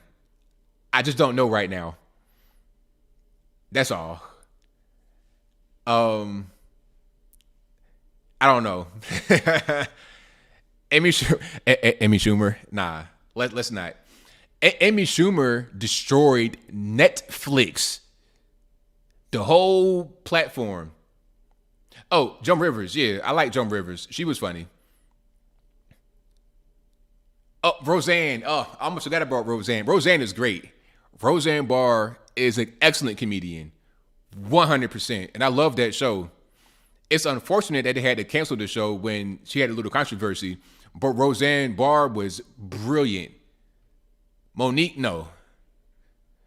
Lucille Ball, I mean, Lucille Ball was good for the show she had, but not necessarily as a comedian. Okay. Carol Burnett. Let me see. Gilda Radner. Yeah. I agree. So I was wrong. Sarah Silverman was funny. Yeah, she was funny. Keyword was Betty White. Yeah, Betty White. Really, the whole Golden Girls. They were funny. That show was funny. Wanda Sykes. Wanda Sykes is kind of like Dane Cook a little bit to me. Maybe I'm tripping. I'm sorry if I am. Adele Givens, nah, not really. She was okay. She's okay. She's not a bad comedian. All right. I got super chats on that. I'm gonna read those right quick. So shout out to all the good female comedians, all the good male comedians, all the good comedians. You know, we need more comedy in this world, because without comedy, what do we really have, right? What do we have without comedy? Okie dokie. Let's go here. So thank you to Chicken Lizard for your donation. Thank you to Charles Ryans Jr. who says, excuse me, blacks cheering the death of a black man, sad. Yes, very sad. RP to my man Kevin Samuels. Thank you to Leo Mazzina who says, when pregnant women get an ultrasound, what do they see? Clump of cells with a baby. I see a baby. Exactly. I see a baby as well. We on the same page. Thank you to RJ for your donation. Thank you to One Hope who says, my condolences to you and Mr. Samuel's family. Thank you both for your conversation on being a black conservative. God bless you. Thank you for that. Thank you to Fauna Faye who says, RP Kev, shame on the chick celebrating his death. They're the same ones you talk about. Exactly. Thank you to RJ who says, I found out about Kevin Samuels from watching your live stream ABL back in 2019. There you go. All righty. Thank you to Fauna Faye who says, not used to you wearing a beanie, maybe do different hats every once in a while. Hostin is the most racist person on TV. Yeah, I'm with you on that. And I will switch it up for you guys. Hold on one second. Make sure I'm good. Okay. The nurse he met the other day should be investigated by, in my opinion. I saw Cynthia G, Black Man Hater, drag his name as well as Tommy Sotomayor. It's typical, unfortunately. It's really unfortunate, but it is what it is. Thank you to Therese for your donation. Thank you to L Boogie who says, peace, my dude. 2,000 Mules got released today on Rumble. I highly recommend watching the ABL if you have the time and opportunity. I'll do that. And I probably would do a review on it. Thank you for that. Thank you to Jen Lin who says, are you complicit in perpetuating the lie that is Biden administration, Ukraine war, and every news outlet out there right now? It is a lie, and you are perpetuating. You'll be held accountable. Me? I'm not the liar. I talk about things that are lies and expose them. I didn't do anything wrong. Thank you to Cant Nunn who says, popping you first time, love your content. Thank you for that. Appreciate you. Thank you, Shacky Boy, for your thumbs up donation. Thank you to Phantom Evil who says, how long do you think it will take to hit 1 million subscribers, Anthony? Hope it's this year. Now, shout out to my man O'Shea Duke Jackson. If you're watching, thank you, man, for that conversation we had. That really inspired me. I'm going to do a little bit of a different content strategy. I'm going to just put out more content. Like the way I do things right now, I do everything by myself. I edit, shoot, all of that. Just me. There's no team. There's no nothing. It's just me. And I got told many times by different people to not do that. And I need to get people to edit and do all that kind of stuff to help me so I can put out more content. Because I could put out more videos, but I don't have the time. By the time I get done recording and editing and writing my articles and doing my thumbnails and scheduling and doing all that kind of stuff and finding the topics to begin with and researching, it's just so much time that's taken up. I can't really dedicate more time to what I'm doing. So I'm going to, put more content out, and that will drive the growth. That will drive the message being out there to more people. So that's my goal this year, is to get a team around me that I can trust, that'll be reliable, so I can put out more content. If I don't have that team, I can't put out more content. So I'm not really going to be able to grow the way that I should be growing. That's really just a long and short of it. So thank you to Boomhauer, who says, "What's up, ABL? I'm missing the show tonight to be at Talk Golf for my friend's birthday, so make it a good show for the replay in the morning for me." And thank you for that, man. Appreciate you. Enjoy Talk Golf. I love Talk Golf, man. Love golf in general. Love Talk Golf. That's to me. That's a new bowling. I'd rather go to Talk Golf than the bowling alley. And shout out to bowling as well. Ain't nothing wrong with bowling, but I really enjoy Talk Golf. Thank you to Farner Faye, who says, past 2 years, nobody on the far left was for my body, my choice when it came to the vax. But with abortions, however, Mayday, you're right about that. Thank you to Cantnun, who says, Pot that 24, shout out. Thank you to Sienna, hopefully I said your name right, who says, please do a video on the International Pandemic Treaty, implications on removing country sovereignty. Also, Sienna says, any state that accepted CVID relief is beholden to any executive order. Thank you to Monique Price, who says, hey, hi, ABO, random question. But how do you study? I know you're reading all the time, but how do you retain information? Advice for information recall? That's a good question. The main thing is just what I was taught when I was a youngin'. Just when you're reading, you need to maybe even take notes if that can help you on certain things. But the main thing is just being 100% focused on what you're supposed to be doing. Don't be distracted. Like if you're reading a book, you can't be at the same time texting. You can't have your focus divided. Be 100% locked into what you're reading and read it purposely to learn. Your goal should be to learn, not just to see it, but to learn. That's the main thing. So have that be a focus in your mind when you're reading, to retain information, to learn, maybe even write notes. And if you got to read it a couple times, like there's sometimes when I'm reading something, right? When I'm reading something and I kind of glossed over it, but I know I need to learn it. So I might read it again to get it, to recenter myself, to refocus myself, to make sure that I'm on the right page with myself. So that's probably the best way that I would go about it. Okay. Yeah, that's right, Bob K. MIT. Paint a picture in your mind. Learn what you're reading, know what you're reading. Thank you to Cant9 for becoming a member. Thank you to Ricardo Millen, who says, thanks for your work, ABL. Thank you for that. Thank you to Cant9, who says, love your content. Thank you to Paradox Gaming, who says, can't watch a live tonight. Out tomorrow morning at work. Love what you do, man. Thank you for doing it. Thank you. Appreciate you.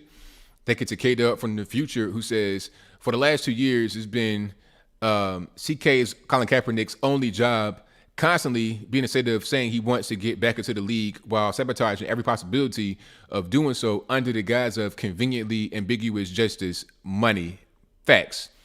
Thank you to Cant9, who says, pop it, love your content. Thank you to Spider Phil for keep it up, working out emoji. Thank you to Fauna Faye, who says, shout out to Chocolate Chet. Talking about Chet Hanks. He always stayed himself inconsistent. Stay safe, ABL. Kevin Samuel's situation was crazy. Did a live stream and gone in a few hours. That's right. Kevin had streamed the night before, and by that morning, he was gone. Thank you to Fauna Faye, who says, same biological facts, exiling pedos and wanting kids to learn basic arithmetic instead of LGBT stuff isn't even conservative, just common sense. Exactly. This is what I'm talking about. When I say the left has gone so far left, it doesn't make any sense for anybody to be over there, because the things that they talk about, it's not even conservative. It's not even a matter of being conservative or not. It's a matter of just basic common sense. But we don't operate like that anymore, unfortunately, on common sense. We operate on a lot of this ridiculous, weird stuff, and that's just kind of what it is. All right. Let me go back here. Thank you to Broski Breyer, who says, who's that peeking in my window? Pal, nobody now. Shout out to you.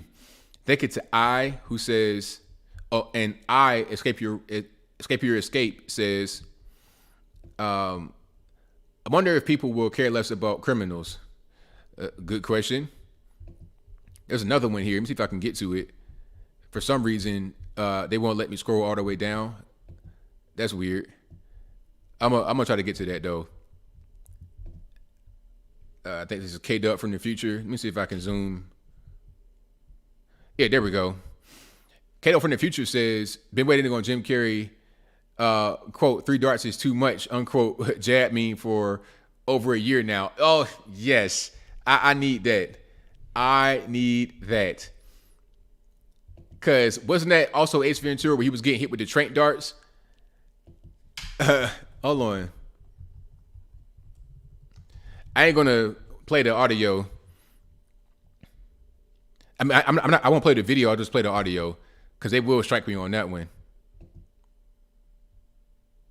Okay, Quinn is out of the picture. We have no more suspects or clues. But I have instincts, Spike. And my instincts tell me we're getting closer. I can feel it. I can feel it like it's right in my neck. So right here, he got hit with one dart. Hold on. One dart right there. All right. And he's running through the jungle. And it's like somebody in the bushes shooting him with some darts.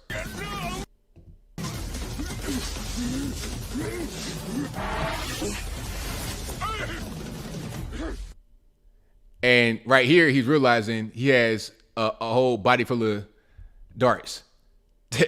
This Jim Carrey right here, like the Ace Ventura days, beyond funny, hilarious. These movies were excellent, excellent movies. Just pure fun comedy, just good clean humor in my opinion.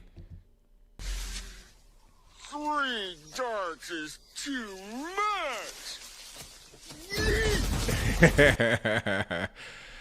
Shout out to Jim Carrey for that though. And if you guys want to see that scene, I can't really play it obviously because it's a movie scene, but you could search Ace Ventura When Nature Calls Darts in the Jungle and you'll see that whole scene for a little bit of nostalgia on your Saturday night. Yeah, that'll help you out. All right, that gets everything I wanted to get to. All right, so let's try the calls, shall we? Let's try the calls. I don't know how it's going to work, but you guys are going to be right there with me, hoping that it works out properly. So let's try it. All right. And the number to call is 434-658-1220. Again, 434-658-1220. All righty. 860, you're on the line. Who am I speaking to? Okay, so now I got to fix it. Give me 1 second. And we're going to do this.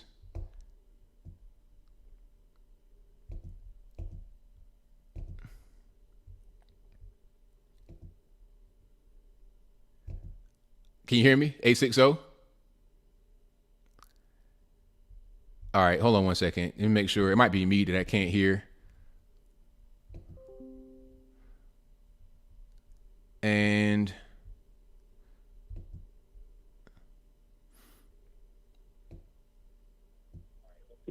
can you hear me? Yes, I hear you loud and clear, ABL. All right, we're good. How's everything going? Oh, awesome. I'm on Twitter, been banned for 12 hours twice already. Wow, what happened? What you do? I've hurt someone's little feelings with facts. If you ever saw on Twitter, I left a link to a video I made. When Colin Kaepernick, I'm a veteran, right?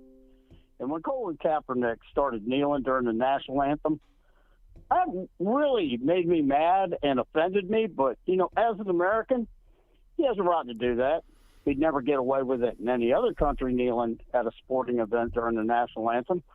Well, he can do that,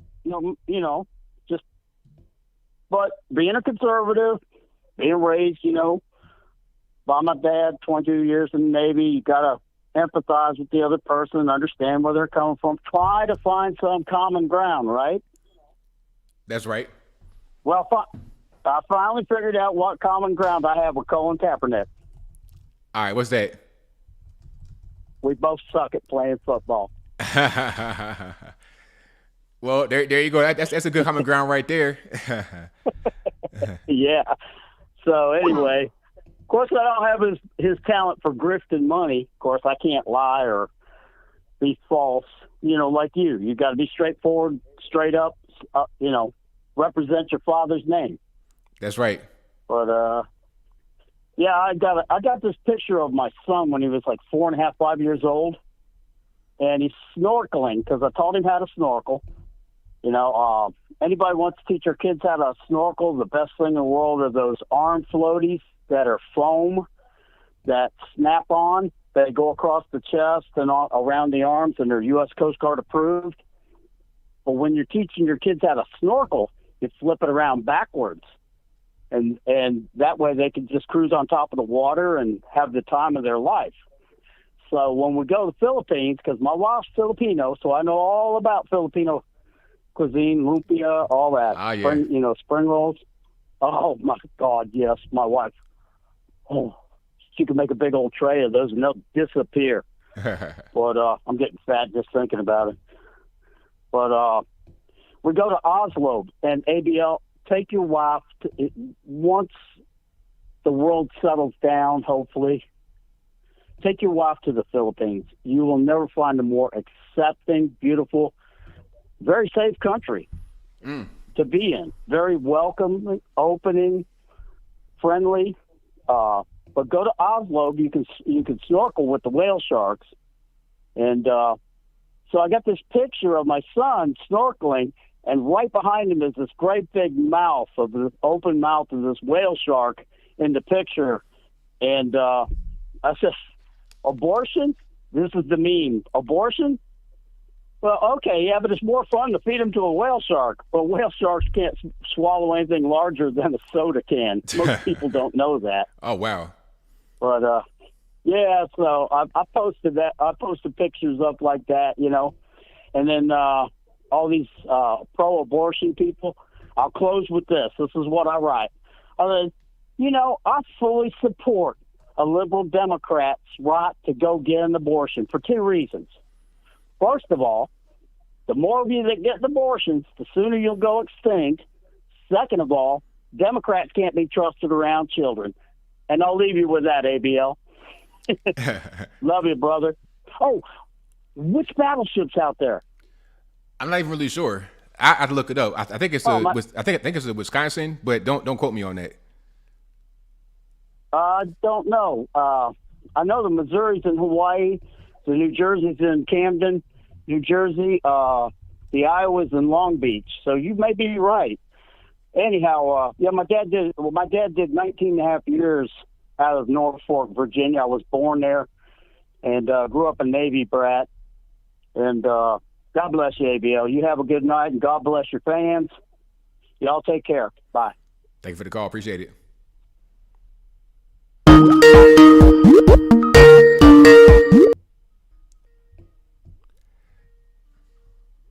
I'm sorry for the loud noises. Y'all know I'm trying to get it together. So y'all please bear with me.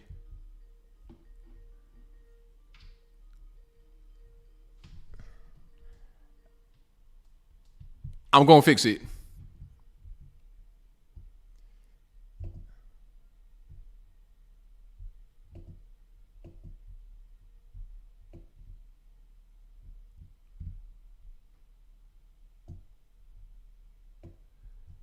Okay, let's try it that way. I think that fixed it. I think that fixed it. Again, blame the white man for that. All right, Victor, what's going on? No problem.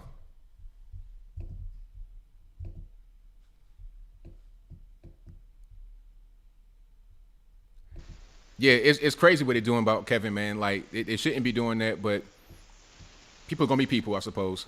Yeah.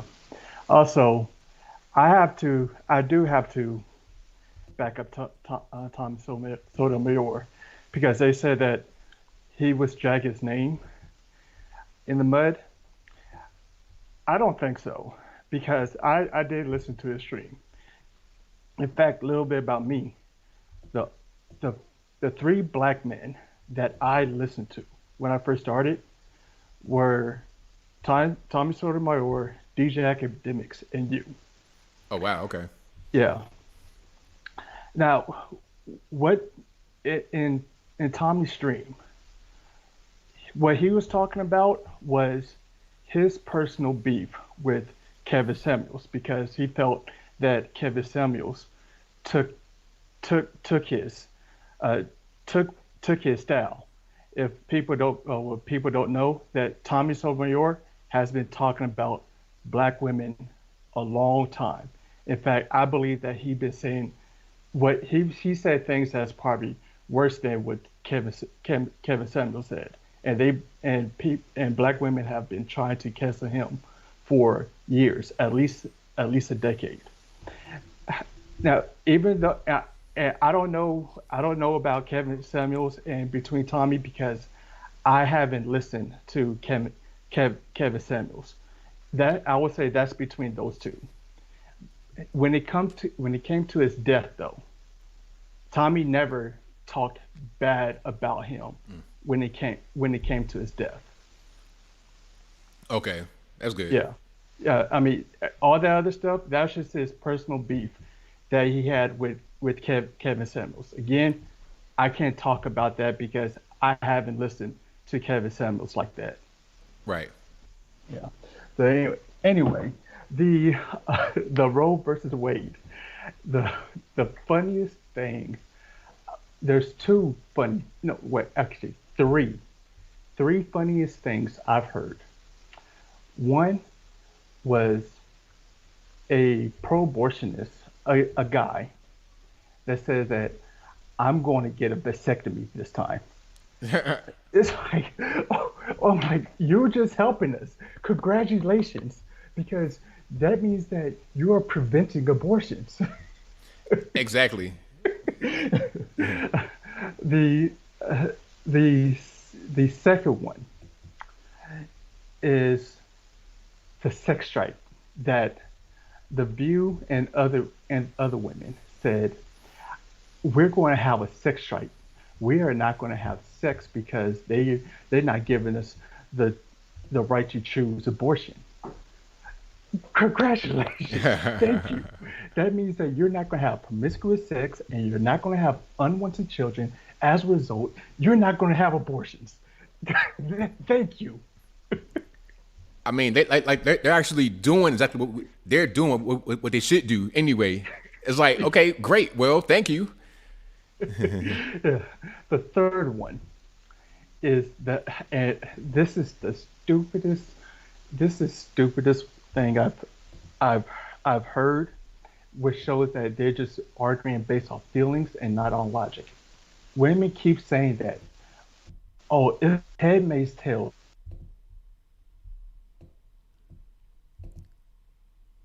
is about women being forced to get pregnant. Right. Who is forcing you to get pregnant? We're telling you that you should not use abortion as a birth control when you chose to get pregnant. But who is forcing you to get pregnant? Exactly. Like nobody's forcing. Yeah. Like you're laying down doing what you're doing. That's your decision. Yeah, and I keep saying this because people don't. What people are not realizing is that they're trying to use philosophy to try to support their argument for abortion when they realize that the science doesn't work. They don't even know how to think things through philosophically when they're use their emotions. They always say that it's not a life. It's not a life. It's a fetus. Okay, what is a fetus? If you ask them that, they can't even tell you what a fetus is because they can't even define it. I could define it for them. A fetus is a stage within the human life cycle. That's right. If it's part of the stage of a life cycle, that means it is living. When they realize that, okay, the fetus is living, then they go on and say that, well, it's a living being, but it's not a person. I'm like, oh, and that's why I say that they're using philosophy, because when you try to separate a living human being from the personhood, that means that you try to think this through philosophically, and you can't even define what a person is. That's why I'm getting tired of people try, uh, try to make these arguments, and they don't even think what they're doing, or using these terms that they don't even understand. That's right. Yeah. And also another thing too. This is my last one. I don't. You remember when I said that in the when I went to the science and when I went to my scientific conference, they were that it seemed to me that they're trying to change the definition of man and woman. Yeah. Yeah. Well, the brand new edition of the anatomy textbook that we use, which is clinically oriented anatomy, it looked like they're trying to do that. Now, yeah, in there they don't really use man and woman, but the what they say is they seem like they're trying to change it. When I looked at the new edition, they put in there sex and gender. They separated sex and gender. In fact, they said that when they talk about gender, I have it up. They said that gender identity is an individual intrinsic sense of their own gender, which may or may not be consistent with their sex assigned chromosomally. They're trying to say that gender is not binary. This goes back to what I said about they're trying to use philosophy. Even scientific textbooks is trying to use philosophy when they say that, oh, it's based on your feelings or intrinsic sense, when they don't even realize that even in philosophy, if you think about this philosophically, it is still binary. Just because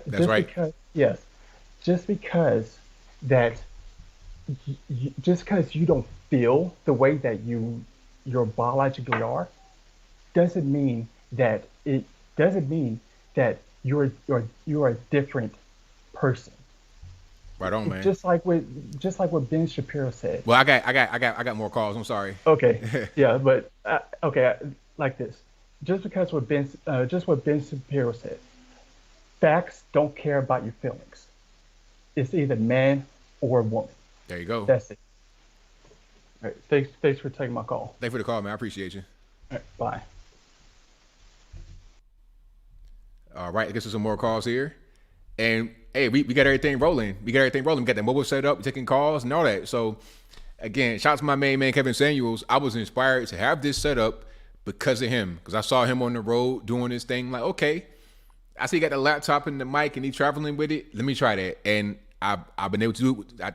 One show, we got it pretty much rocking and rolling. So, hey, man, shout out to my man, Kevin, for inspiring me. Okay. 717, you're on the line. Who am I speaking to? Hey, ABL, it's Moses. How you doing tonight? I'm well, man. How about yourself? I'm doing quite well. So how you enjoying the hotel room, man? Oh, it's beautiful, man. I'm loving it. I got the battleship right outside, right downtown Norfolk. I'm loving it. That's really good. I'm very happy that you're enjoying it. So I just wanted to discuss what Sonny Hostin said about supposedly that black people as Republicans is an oxymoron. I think she's an oxymoron, but I digress. Then in the 1870s, I read up about this. The 1870s and 1871 weren't the first black men elected to Congress were Republicans, or am I wrong about that? I think I read some about that, but can you correct me if I'm wrong? I think I read something. You're correct. Okay. Then how is it an oxymoron to her? I think we're gonna need to go on The View, man. You and me. We go on The View. I think her mind would be blown. Ooze will come out of her ears. I guarantee you, her mind will be blown. It's just ridiculous that she doesn't even know her own history when all she has to do is do a simple Google search. Right. Exactly. It's pretty simple, but people don't really want to think too much nowadays for some reason. Yeah, it's just interesting. And then the second thing I want to discuss is this whole Roe v. Wade, and I want to get your opinion on something. let's just say, you know, I'm not a big fan of abortions. I'm pro-life all the way. But everybody wants to come up with the excuse of rape. I want to know what your feelings are on it, and what are your thoughts if someone decides to have an abortion due to rape? I think that really shouldn't be a reason to have an abortion, because you are punishing the baby for what the assailant did, for what the criminal did. Punish the criminal, not the actual baby. You know, because regardless, it's still a child. It's still a human being. You're punishing the child for what they didn't do to themselves. You know, and I understand the woman's point of view. She doesn't want to carry a baby to term that was not her choice. But at the same time, there's ways to prevent that from happening. Not as far as being assaulted, because I don't want to blame anybody for their assault. What I'm talking about is after an assault happens, treat it like you are a gunshot victim or some kind of, like okay, if you get shot, you're going to go to the hospital, try to get some attention right away. So if you're sexually assaulted, you need to go to the hospital. And I'm in favor of the Plan B pill, because from what I know, and I could be incorrect, but the Plan B pill prevents conception. So you don't have conception. So if you are assaulted, take that to prevent conception so you don't have the life beginning. But if you got life beginning, I can't really see taking the baby's life because of what the criminal did. Punish him, not the baby. I am 100% agreeing with you on that one. Now that, you know, I was on the fence on that, but now that I think about it, it's like, you know, you can't punish the baby. You definitely have to punish the criminal. And, you know, everybody's saying, oh, how do you prevent rape? Well, from the police and Second Amendment. You know, it won't stop rape completely, but maybe the rape cases will go down if women are allowed to conceal and carry, even in these colleges, you know? So I don't know. I don't like that excuse, to be honest with you. And like you said, there's a day after pill, and we need to start encouraging more women that are raped to just come out and just say how I was raped, and it's not their fault, obviously. That's right, exactly. And you think, and then this is the final question I want to say, do you think no longer teaching sex education in schools will possibly prevent rape cases as well? Because that's something I just thought of.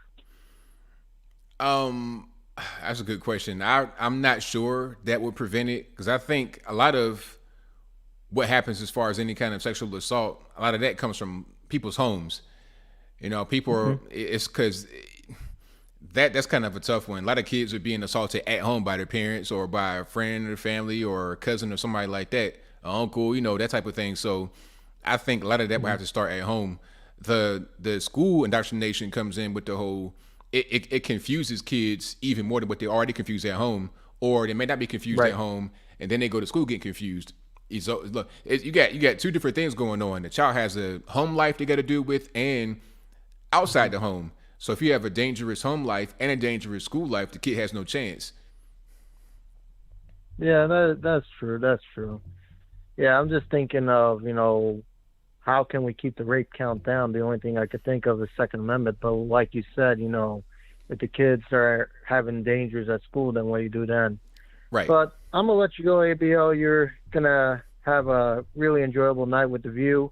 I hope you have a great time over there. God bless you, and stay safe, buddy, all right? Thank you for the call, man. Appreciate you. Hey, appreciate it. Bye-bye.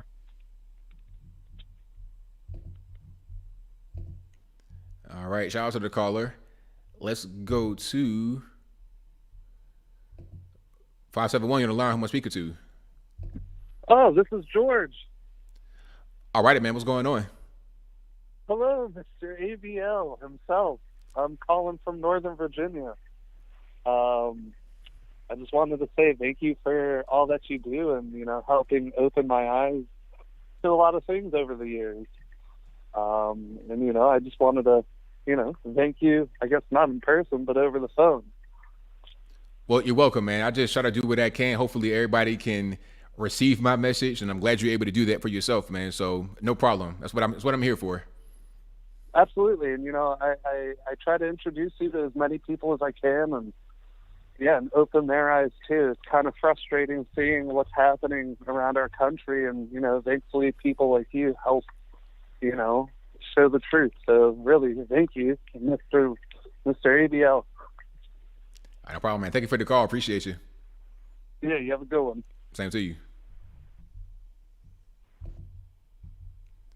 All right, shout out to the caller. Let's go to 773 on the line. Who am I speaking to? Yeah, I'm Carlos from Chicago. All right, man. What's going on? I'm calling because I just wanted to tell you, I don't know how you feel about the Elon Musk thing. I don't know if you feel like it's rebranding for the whole system.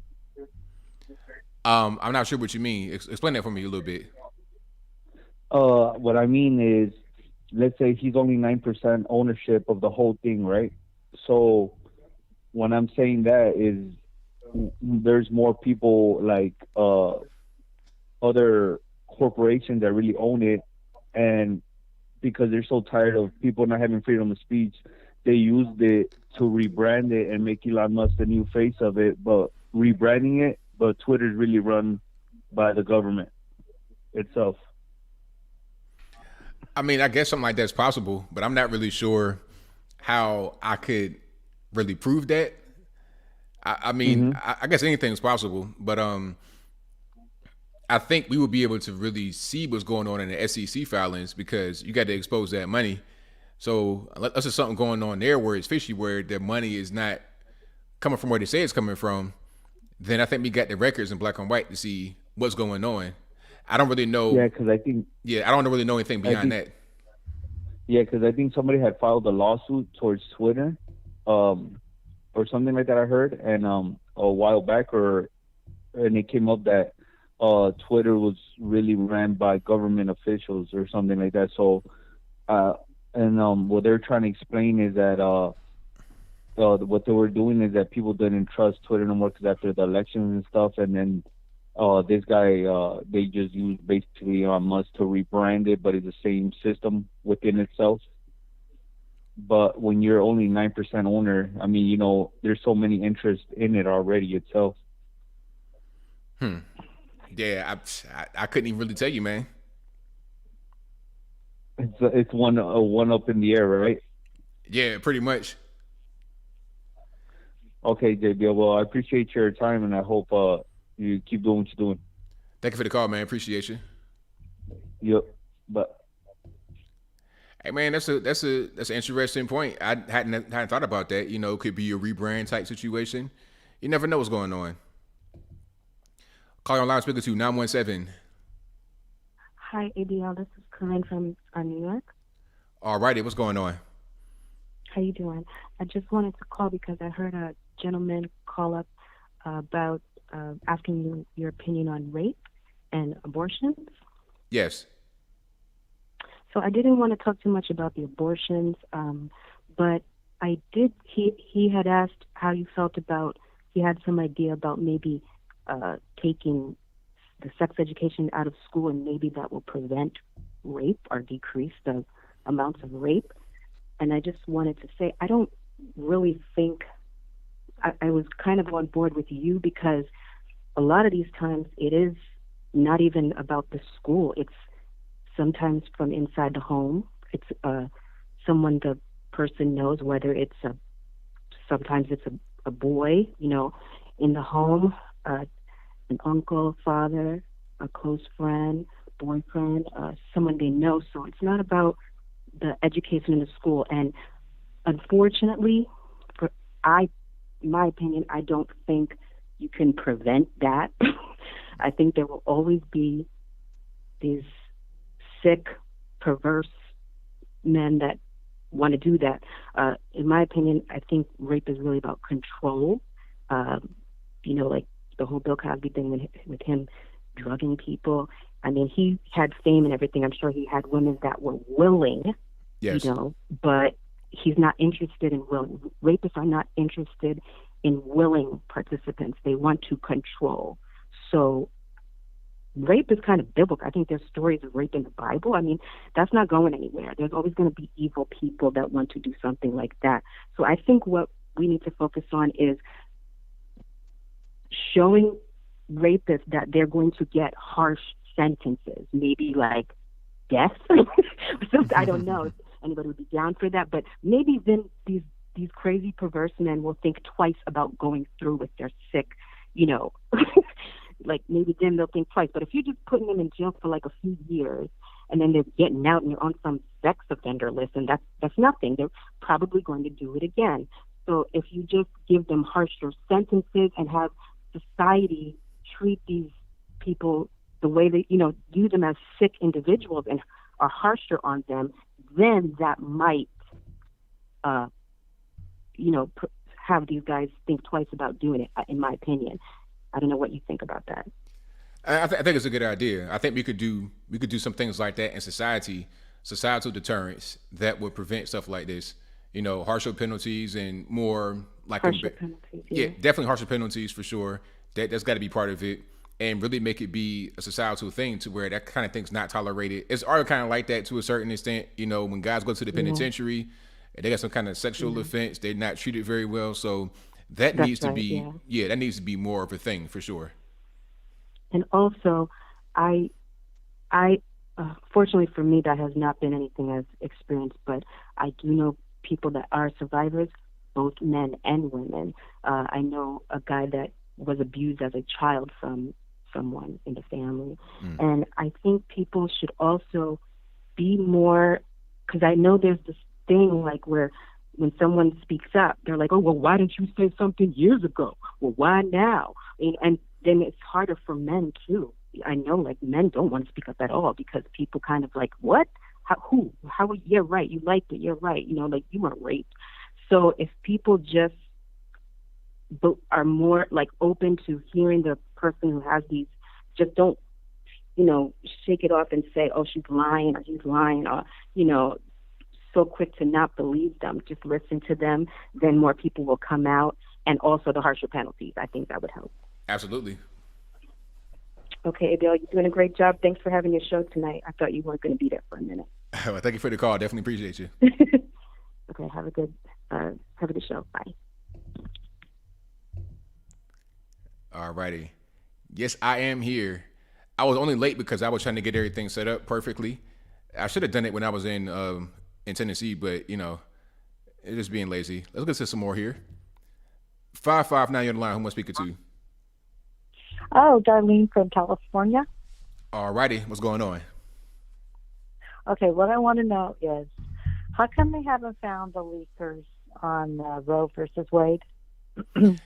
That's a very good question. I think that they already know who they are, but they don't want to reveal them. And maybe they are the leakers, if you understand what I'm saying. The people that are in charge of finding them are the ones that did it, probably. So that's probably what's going on. Maybe they'll put somebody out there to say, oh, they did it, to be some kind of fall guy to Patsy. But it was really something on the inside that it goes pretty deep, in my opinion. Well, I don't know. I think it's probably that Chucky Schumer or Nancy Pelosi that threw it out there. They might have found out first. I don't know why, but I just think that. And the other question is, how come they don't say anything about the abortion pill? How come they don't want to take the abortion pill? You know what I'm saying? I mean, just take the pill, and get rid of it as soon as they get pregnant. They don't say nothing about that. Nah, because what they want to do is maximize the potential to kill children.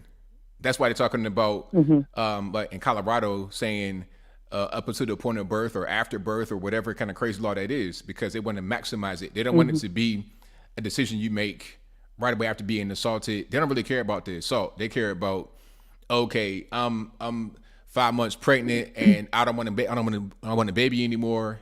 They want that. That's the whole thing. That's the only question I had.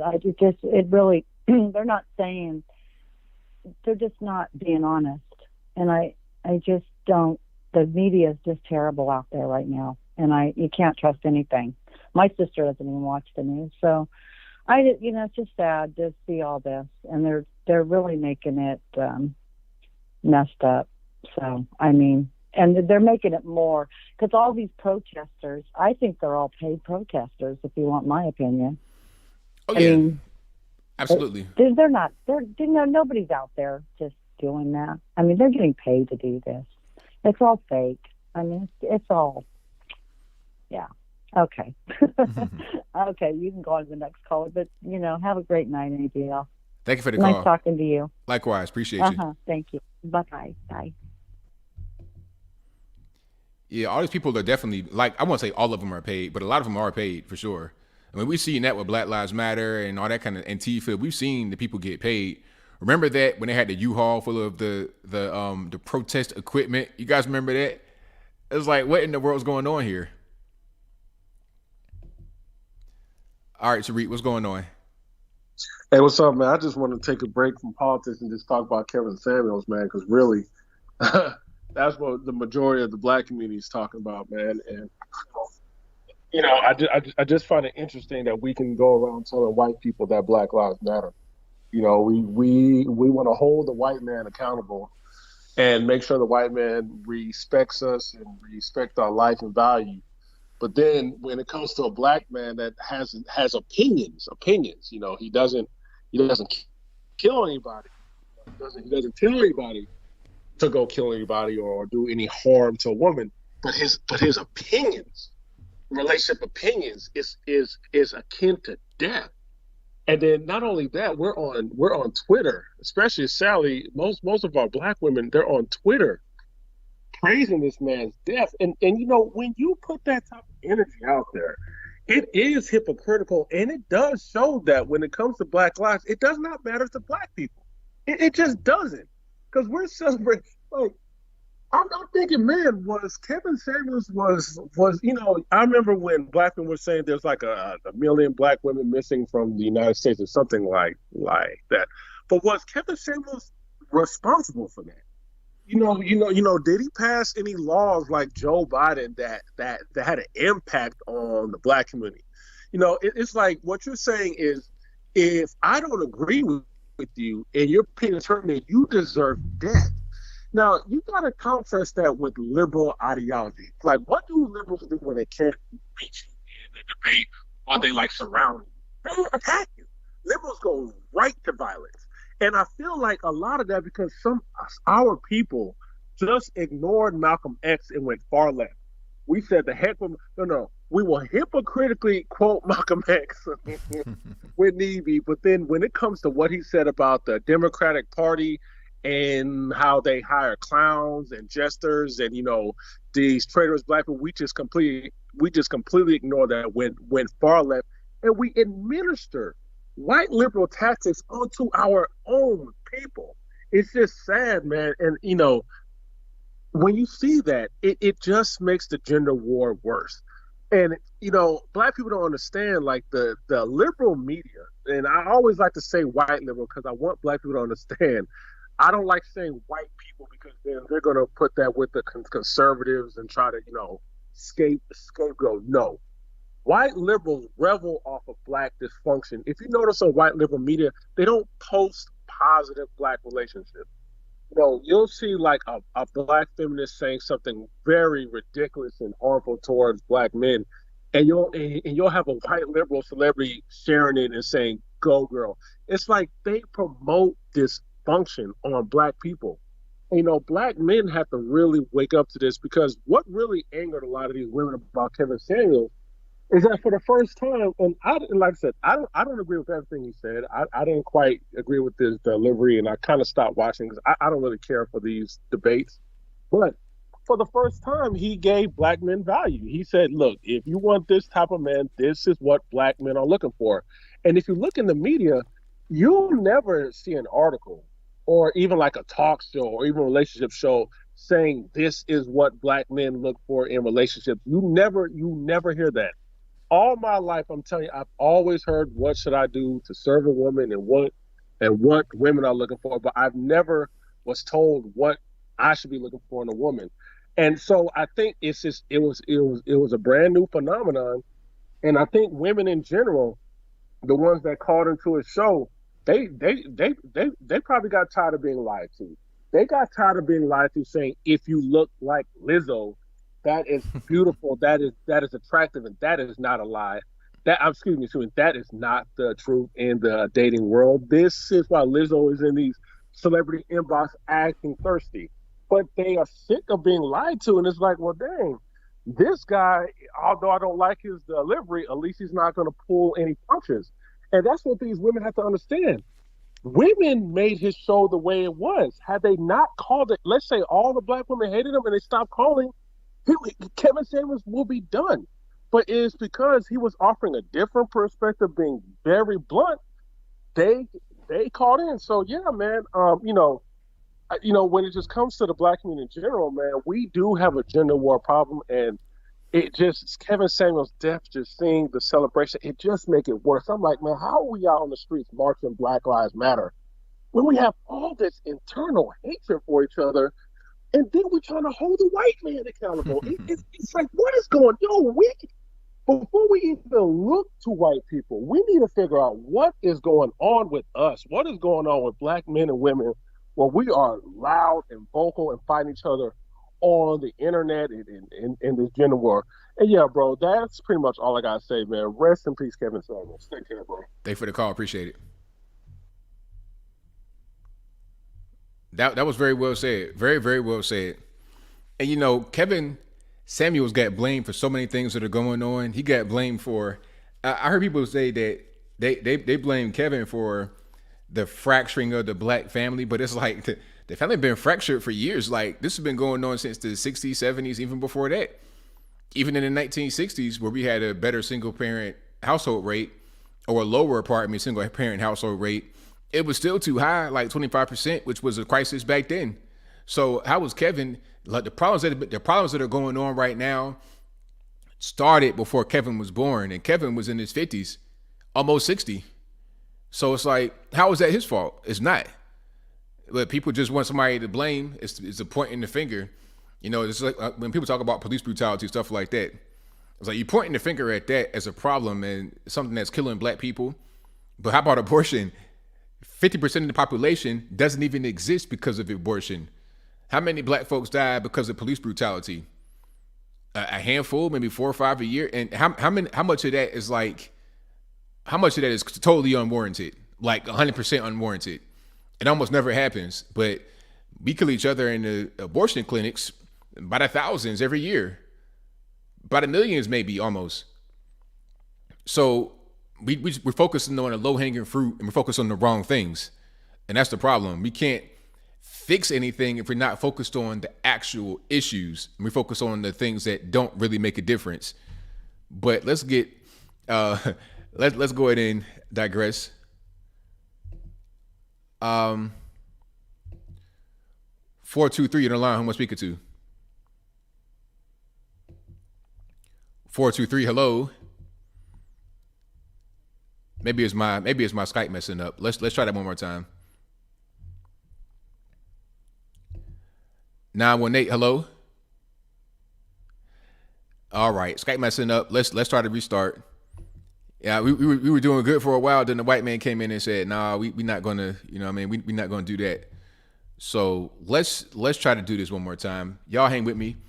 We struggle streaming a little bit, but it should be fine. I'm actually on Windows 11 and I like it. I might have to update my PC at home to Windows 11.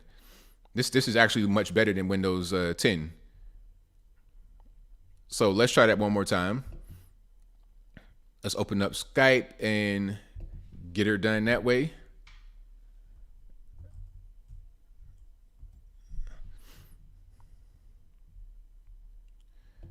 All right, one more.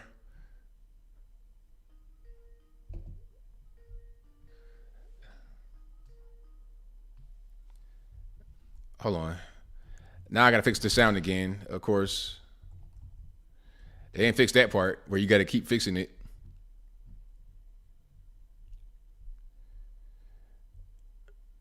Okay, let's go to volume mixer.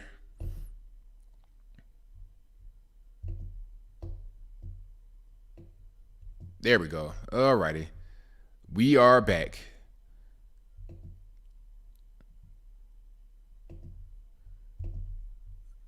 Alrighty, 203 on the line. I'm speaking to. Hello? Can you hear me? 203? Yeah. Who's this? You're super low. Give me 1 second here. Oh my goodness. My bro. Give me 1 second, boss. I'm trying to get you squared away. I'll turn you down over here on what? Say you're the GOAT. Man, you're the GOAT. Alrighty. Can you hear me? Yeah, I can. You're on point, man. Thank you. Everything. Thank you, man. Appreciate it. Yeah, that's amazing. That's great. All your comments, everyone, man. Your show is the best. Life is beautiful. Oh, shoot. She's beautiful. I saw the wedding with Brandon Tatum there and everything, man. Dude, you're You're the best. a beautiful man. Your nose is shiny. Sorry. Something to show. No curse. You got that shiny nose. No, you are spewing truth. Yes, you are, my bro. Drop and Yes, bomb. you are. Magnificent. On point. Come on, man. Sorry, man. I can't even hear It's Friday. It's our like off night. Well, Saturday, right? But ABL, bro. ABL. My name is Hogan. Are you kind of Irish? Any kind of Irish. ABL. Anthony Brian Logan, man. Logan, you know? Don't get the Wolverine out. I'm not worshipping, you know. But come on, man. We can't even say what a blessing you are on the truth war. Yes. In this. And the salty, man. It's volatile. All y'all. It's volatile. Yeah, you need the water. And you need the water to choke the salt down. Yeah. And I love the no cursing. No cursing. My apologies for the curse. The verbiage is excellent, dude. Content is on point. And Dave Chappelle, yeah, you're straight up on that. All of it. It's so Let you wait. You know, he's got a shiny nose. He's the Rudolph. He's the Rudolph, the red nose. He's leading it. He's leading it. Thank you for the call, sir. But y'all having a little bit too much fun in whatever you are right now. But thank you for your very kind words. I do appreciate it. But if you've been drinking, let's go ahead and just enjoy your drink at the bar. You understand? This ain't that. So 918, you're on the line. Who am I speaking to? Hey, what's up, baby? It's JD Scott from Oklahoma. How you doing, buddy? It's all good, man. How about yourself? I'm good. Hey, I'm sorry for messing with your internet connection and your computer. I mean, I can't help it. As a white man, that's what I do, you know, and I can't help it. So it's all good, man. It's all's forgiven. Yeah. But anyway, I wanted to call in, and that lady that called in not too long ago, the last lady you had on the phone with you, she pretty much said what I was going to say about this whole supposed leak of what the Supreme Court justices are going to do and get rid of Roe v. Wade. Yeah, who is the leaker? I mean, how many stories has there been, especially when Trump was president, of information being leaked, but we never found out who it was. You know? So something leaked out, supposedly, that all this is going to change and it's going to take away, you know, gay rights. It's going to take away gay marriage. It's going to change everything. I even heard someone on one of the fake news networks say it's going to take away interracial marriage. I saw that. I was like, what? Interracial marriage? Really? Is that what we're going to do? Crazy. Yeah. Yeah. And see, I think a lot of people, because this has been on for like, what, about a week now. So I've had time to dissect it and analyze it and look at different, you know, points of view about what this is all about. And I think a lot of people, like myself, have learned a lot about Roe v. Wade, about what it actually is. And it's not outlawing abortion. You know, it's not taking away all these rights. But I think this is just, like I mentioned last week, I think when I called in, this is just another tactic by the left to screw up the midterms, the upcoming elections. Oh, yeah, definitely. It is. It is. Yeah. I mean, it should be up to the states. You know, it should have never been a federal decision in the first place, in my opinion, to federalize abortions. You know, the states are there. You know, that's what makes America great, that we are the United States. We can all have our different laws. So, and at this point, you know, the federal government has gotten way too much power. I mean, this is not what our founding fathers intended for the government to ever be this big at all. It's gotten totally out of control. That's right. Way too much control over our everyday lives. They should be in the background, not in the foreground. We shouldn't be fighting them every single day to maintain our rights. They should be enforcing our rights. Right. And also, I mean, just to touch on that, the Second Amendment was not put into place so we could go out and hunt deer and squirrel and rabbits. Second Amendment was put into place so that we had the power to overthrow a tyrannical government. That's right. Absolutely. And, yep, absolutely. Oh, and I was going to say one last thing before I go here. Oh, yeah. Late 80s, 90s, early comedy was the best. Chris Farley, Phil Hartman, the Wayans brothers on In Living Color, David Allen Greer, all those guys, man. That was the best, you know, little era of comedy growing up when I was a kid. Yeah. And that stuff was awesome.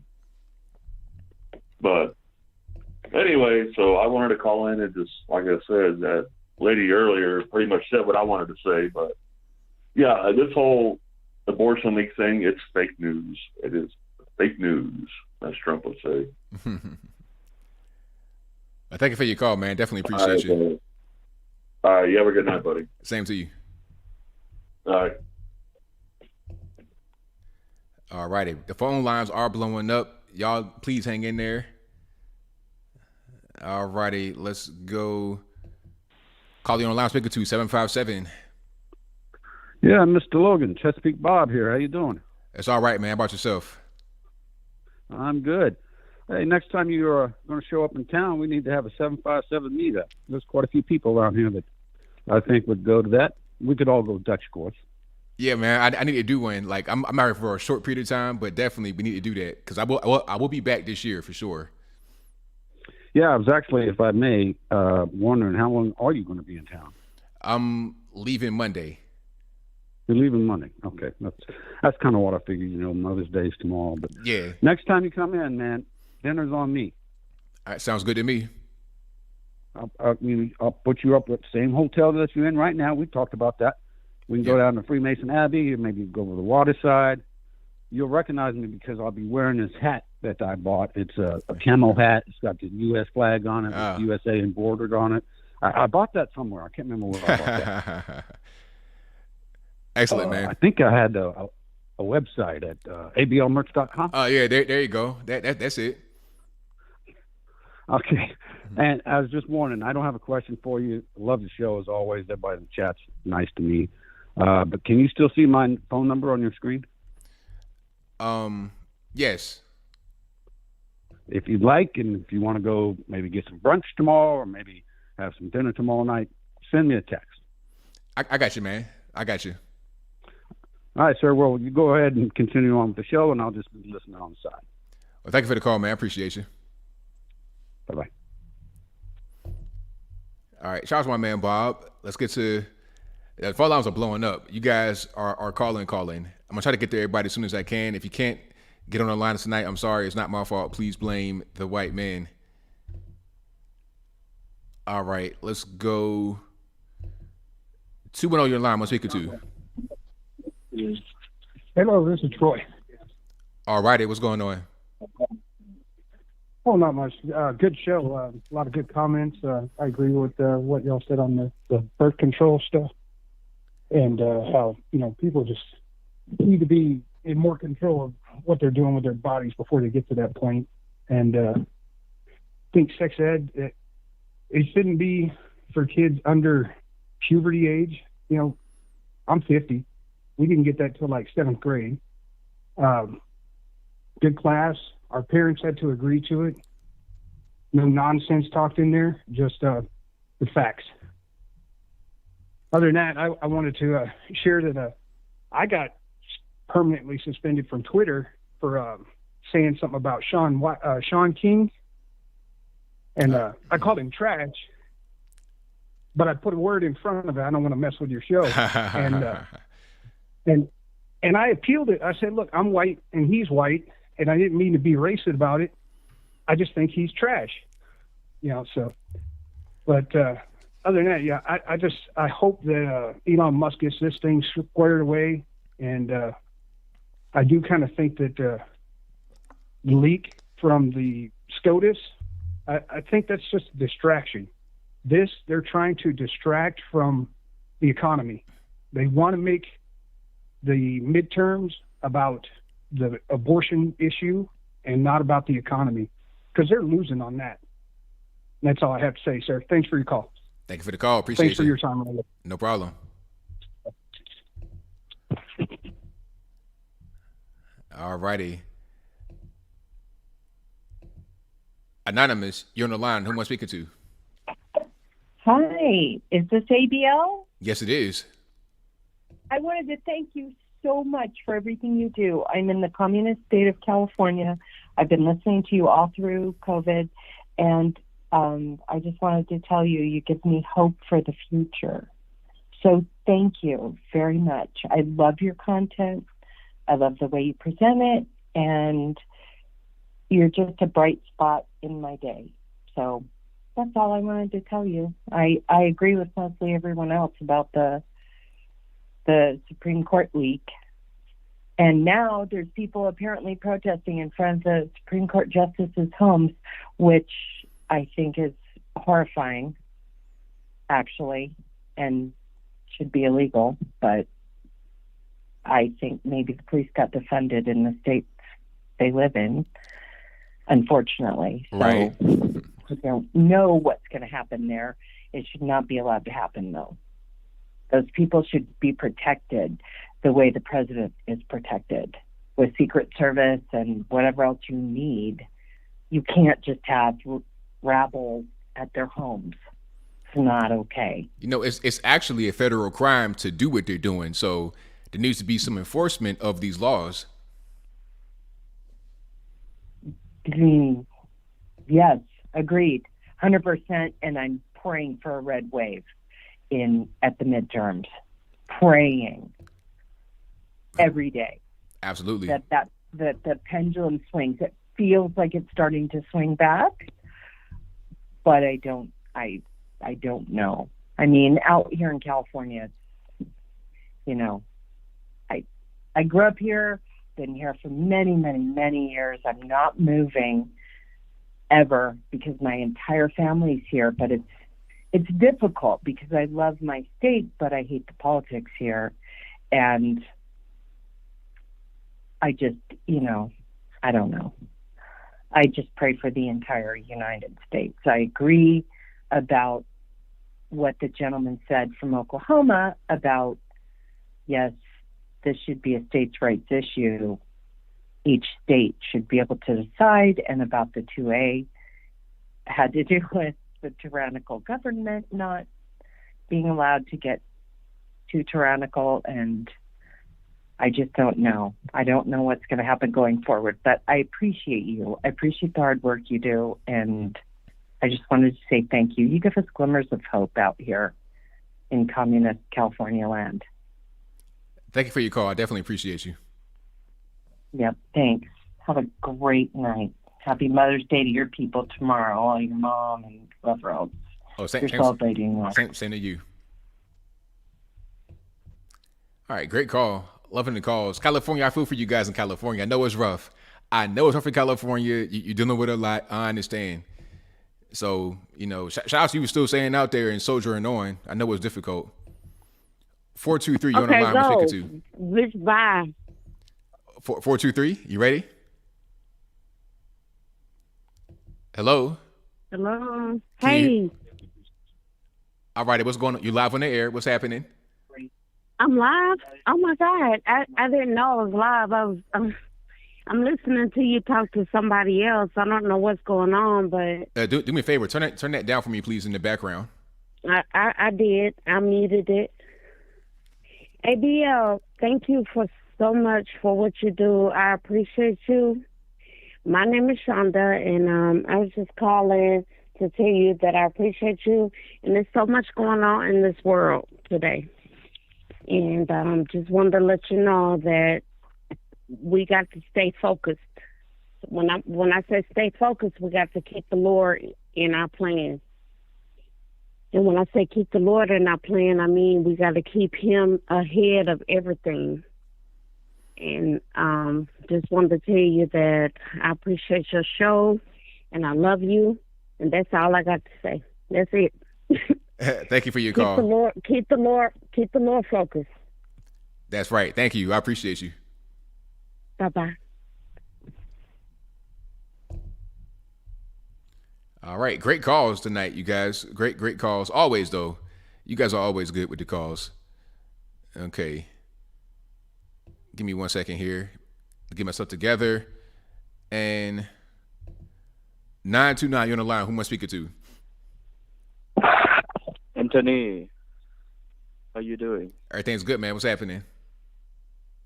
Yes, I saw you in different room right now. Yeah, I'm traveling. I'm on the road. I'm in the hotel room. Oh, you're in the hotel? Yes. Where is it? I'm in Virginia. Oh, still in Virginia. Okay. So yesterday, on the Wednesday, I talked about the woman named Candace Taylor, right? So about her, her main issue to fix for Georgia was to see that the rhino in the Georgia, they block her from the debate. So who did they block from the debate? What was the person's name? Candace Taylor. Okay, so what was the debate about? Oh, it is for the governor. She going for the governor candidate. Of what state? Georgia. Okay. Yeah, I've never heard of her before. You said her name is Candace Taylor? Yes, Candace Taylor. And she on the Steve Peter show. Well, she's do you know the milestone in the Georgia? The milestone that is written the population must be this low amount in order for the tyrant to control the world. Do you know about that story in Georgia? Are you talking about the Georgia Guidestones? Yes, the Georgia Guidestones. Yes. Well, she say she want to destroy it, but I must say it is a stupid decision because that stone it must be kept. We cannot destroy it because we must let our younger generation know that who is the demon, the cold want to control the world, which is the World Code Forum. So our young generation can see who is the evil, who is the demon, and they can learn to fight against them. Do you understand what I try to mean about it? I understand what you mean. So they have to understand what the problem is in order to defeat the problem. And they got to understand who the enemy is to defeat the enemy. So if you remove these guidestones, they may lose focus. Just like removing some of these statues, it's like you have to understand history in order to not repeat it. So I understand what you're saying. That is the main issue. So I hope that if you in Georgia, I hope you guys vote for her, and yes, and please tell her that do not destroy the store, but to keep it for our young generation to fight against that. Makes sense to me. Absolutely. Yes.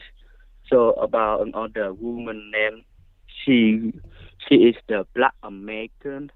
She ran for the Congress in the Maryland Maryland. Yes. the Maryland state. Yes, her name is Shekinah Hollingsworth, and she also on the Steve Peters show. I know Shekinah. Yeah. Mm-hmm. So you know her? Yes. Yeah. So do you know her about the rhino in the groomer community, like they ban her and they block her because she is 100% pro-nuclear family and condition value. Do you know about that? Well, I don't know all the details about it, but I'm sure if she's in Maryland, she's going to face a lot of opposition because Maryland is a very blue state. So they're going to come at her from all angles. Yes, include the rhino in the groomer community.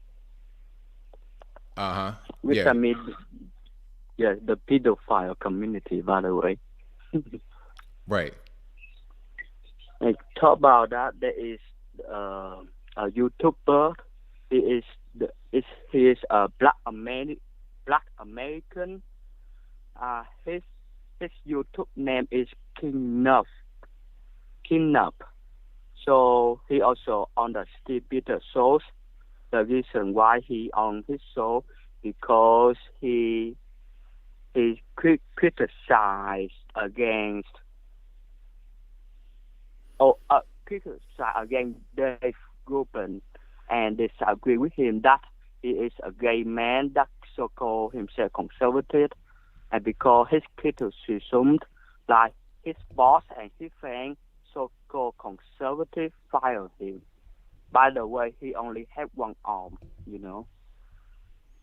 Wow. Yeah. I've not seen this particular situation, but I need to look a little bit deeper into it. Yeah, that's pretty bad if that's the case, but I need to definitely look into that. So yeah, I got time for one more call here. So I thank you for your call as always. I definitely appreciate you. Yes, sure. His name is King Nuff. So let go, Brandon, and the shot must flow. Thank you for the call. Appreciate it. All righty. Shouts to my man for the call. Okay, I got time for one more, I believe. And then that'll be a wrap. I know I was late tonight, but it's not my fault, so I can't, you know what I mean? Okay, let's go. 309 on line. Who am I speaking to? Hi, my name's Annette. Hello, how are you? I'm fine. How are you? I got to turn this other phone down. I'm calling because I want to respond to somebody who called earlier. Go for it. ABL. All righty. Am I I'm live right now? You're live right now, yes. Oh, okay. Well, yeah, she had made a comment, or you had made a comment about you don't know what happened to the black community, and I know that for a fact. I grew up in Chicago. I'm still in Central Illinois, and when they took God out of the schools in the early '60s, okay, I was in Chicago school. The American flag was removed, the President of the United States was removed, and we no longer said the Pledge of Allegiance or the saying, "My country, 'tis of thee," which we did every morning. They replaced God with drugs and alcohol. You saw alcohol or liquor stores and bars on every street corner within the block. You saw welfare destroy families because if you were married, you didn't get any help at all. Then they created HUD and Medicaid. And Medicaid penalized married couples as well. It's really disturbing. Yeah, definitely. All those things, part of the welfare state, that definitely ruined a lot of people, for sure. Definitely the black community was impacted negatively by that. I agree.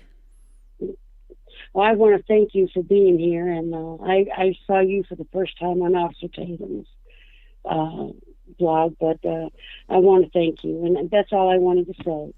You have a great evening. Thank you for your call. I appreciate you.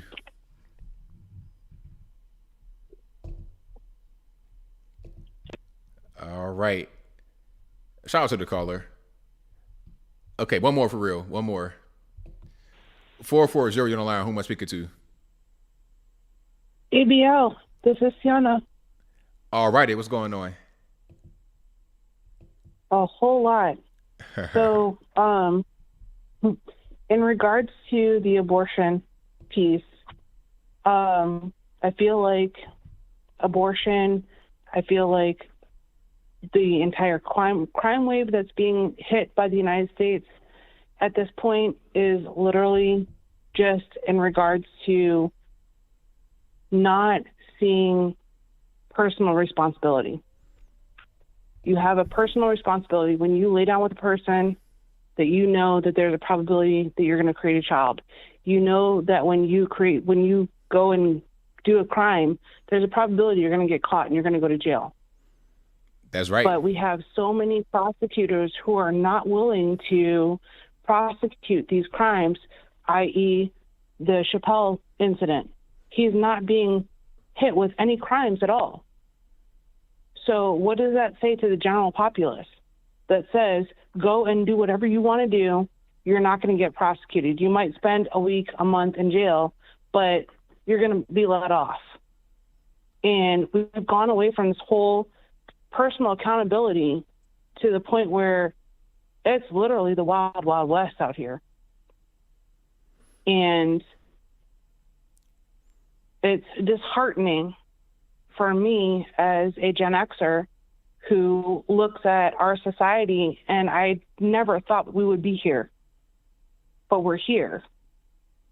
And it's disheartening because I have 3 children, and I have taught them, respect your elders, do what you're supposed to do, live your life in prosperity. Every opportunity is the next rung up in your opportunity. And that's not what's being shown in our society. And it's very, very disheartening. And I really hope that you look at my super chats and that you will look into those items. But other than that, I really appreciate the content that you put out. I really, really appreciate when you and Officer Tatum are on your group calls. I watch every single one of those.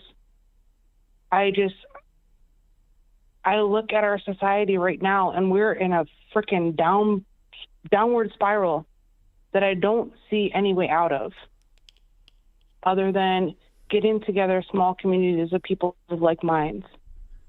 And it really, really hurts my heart.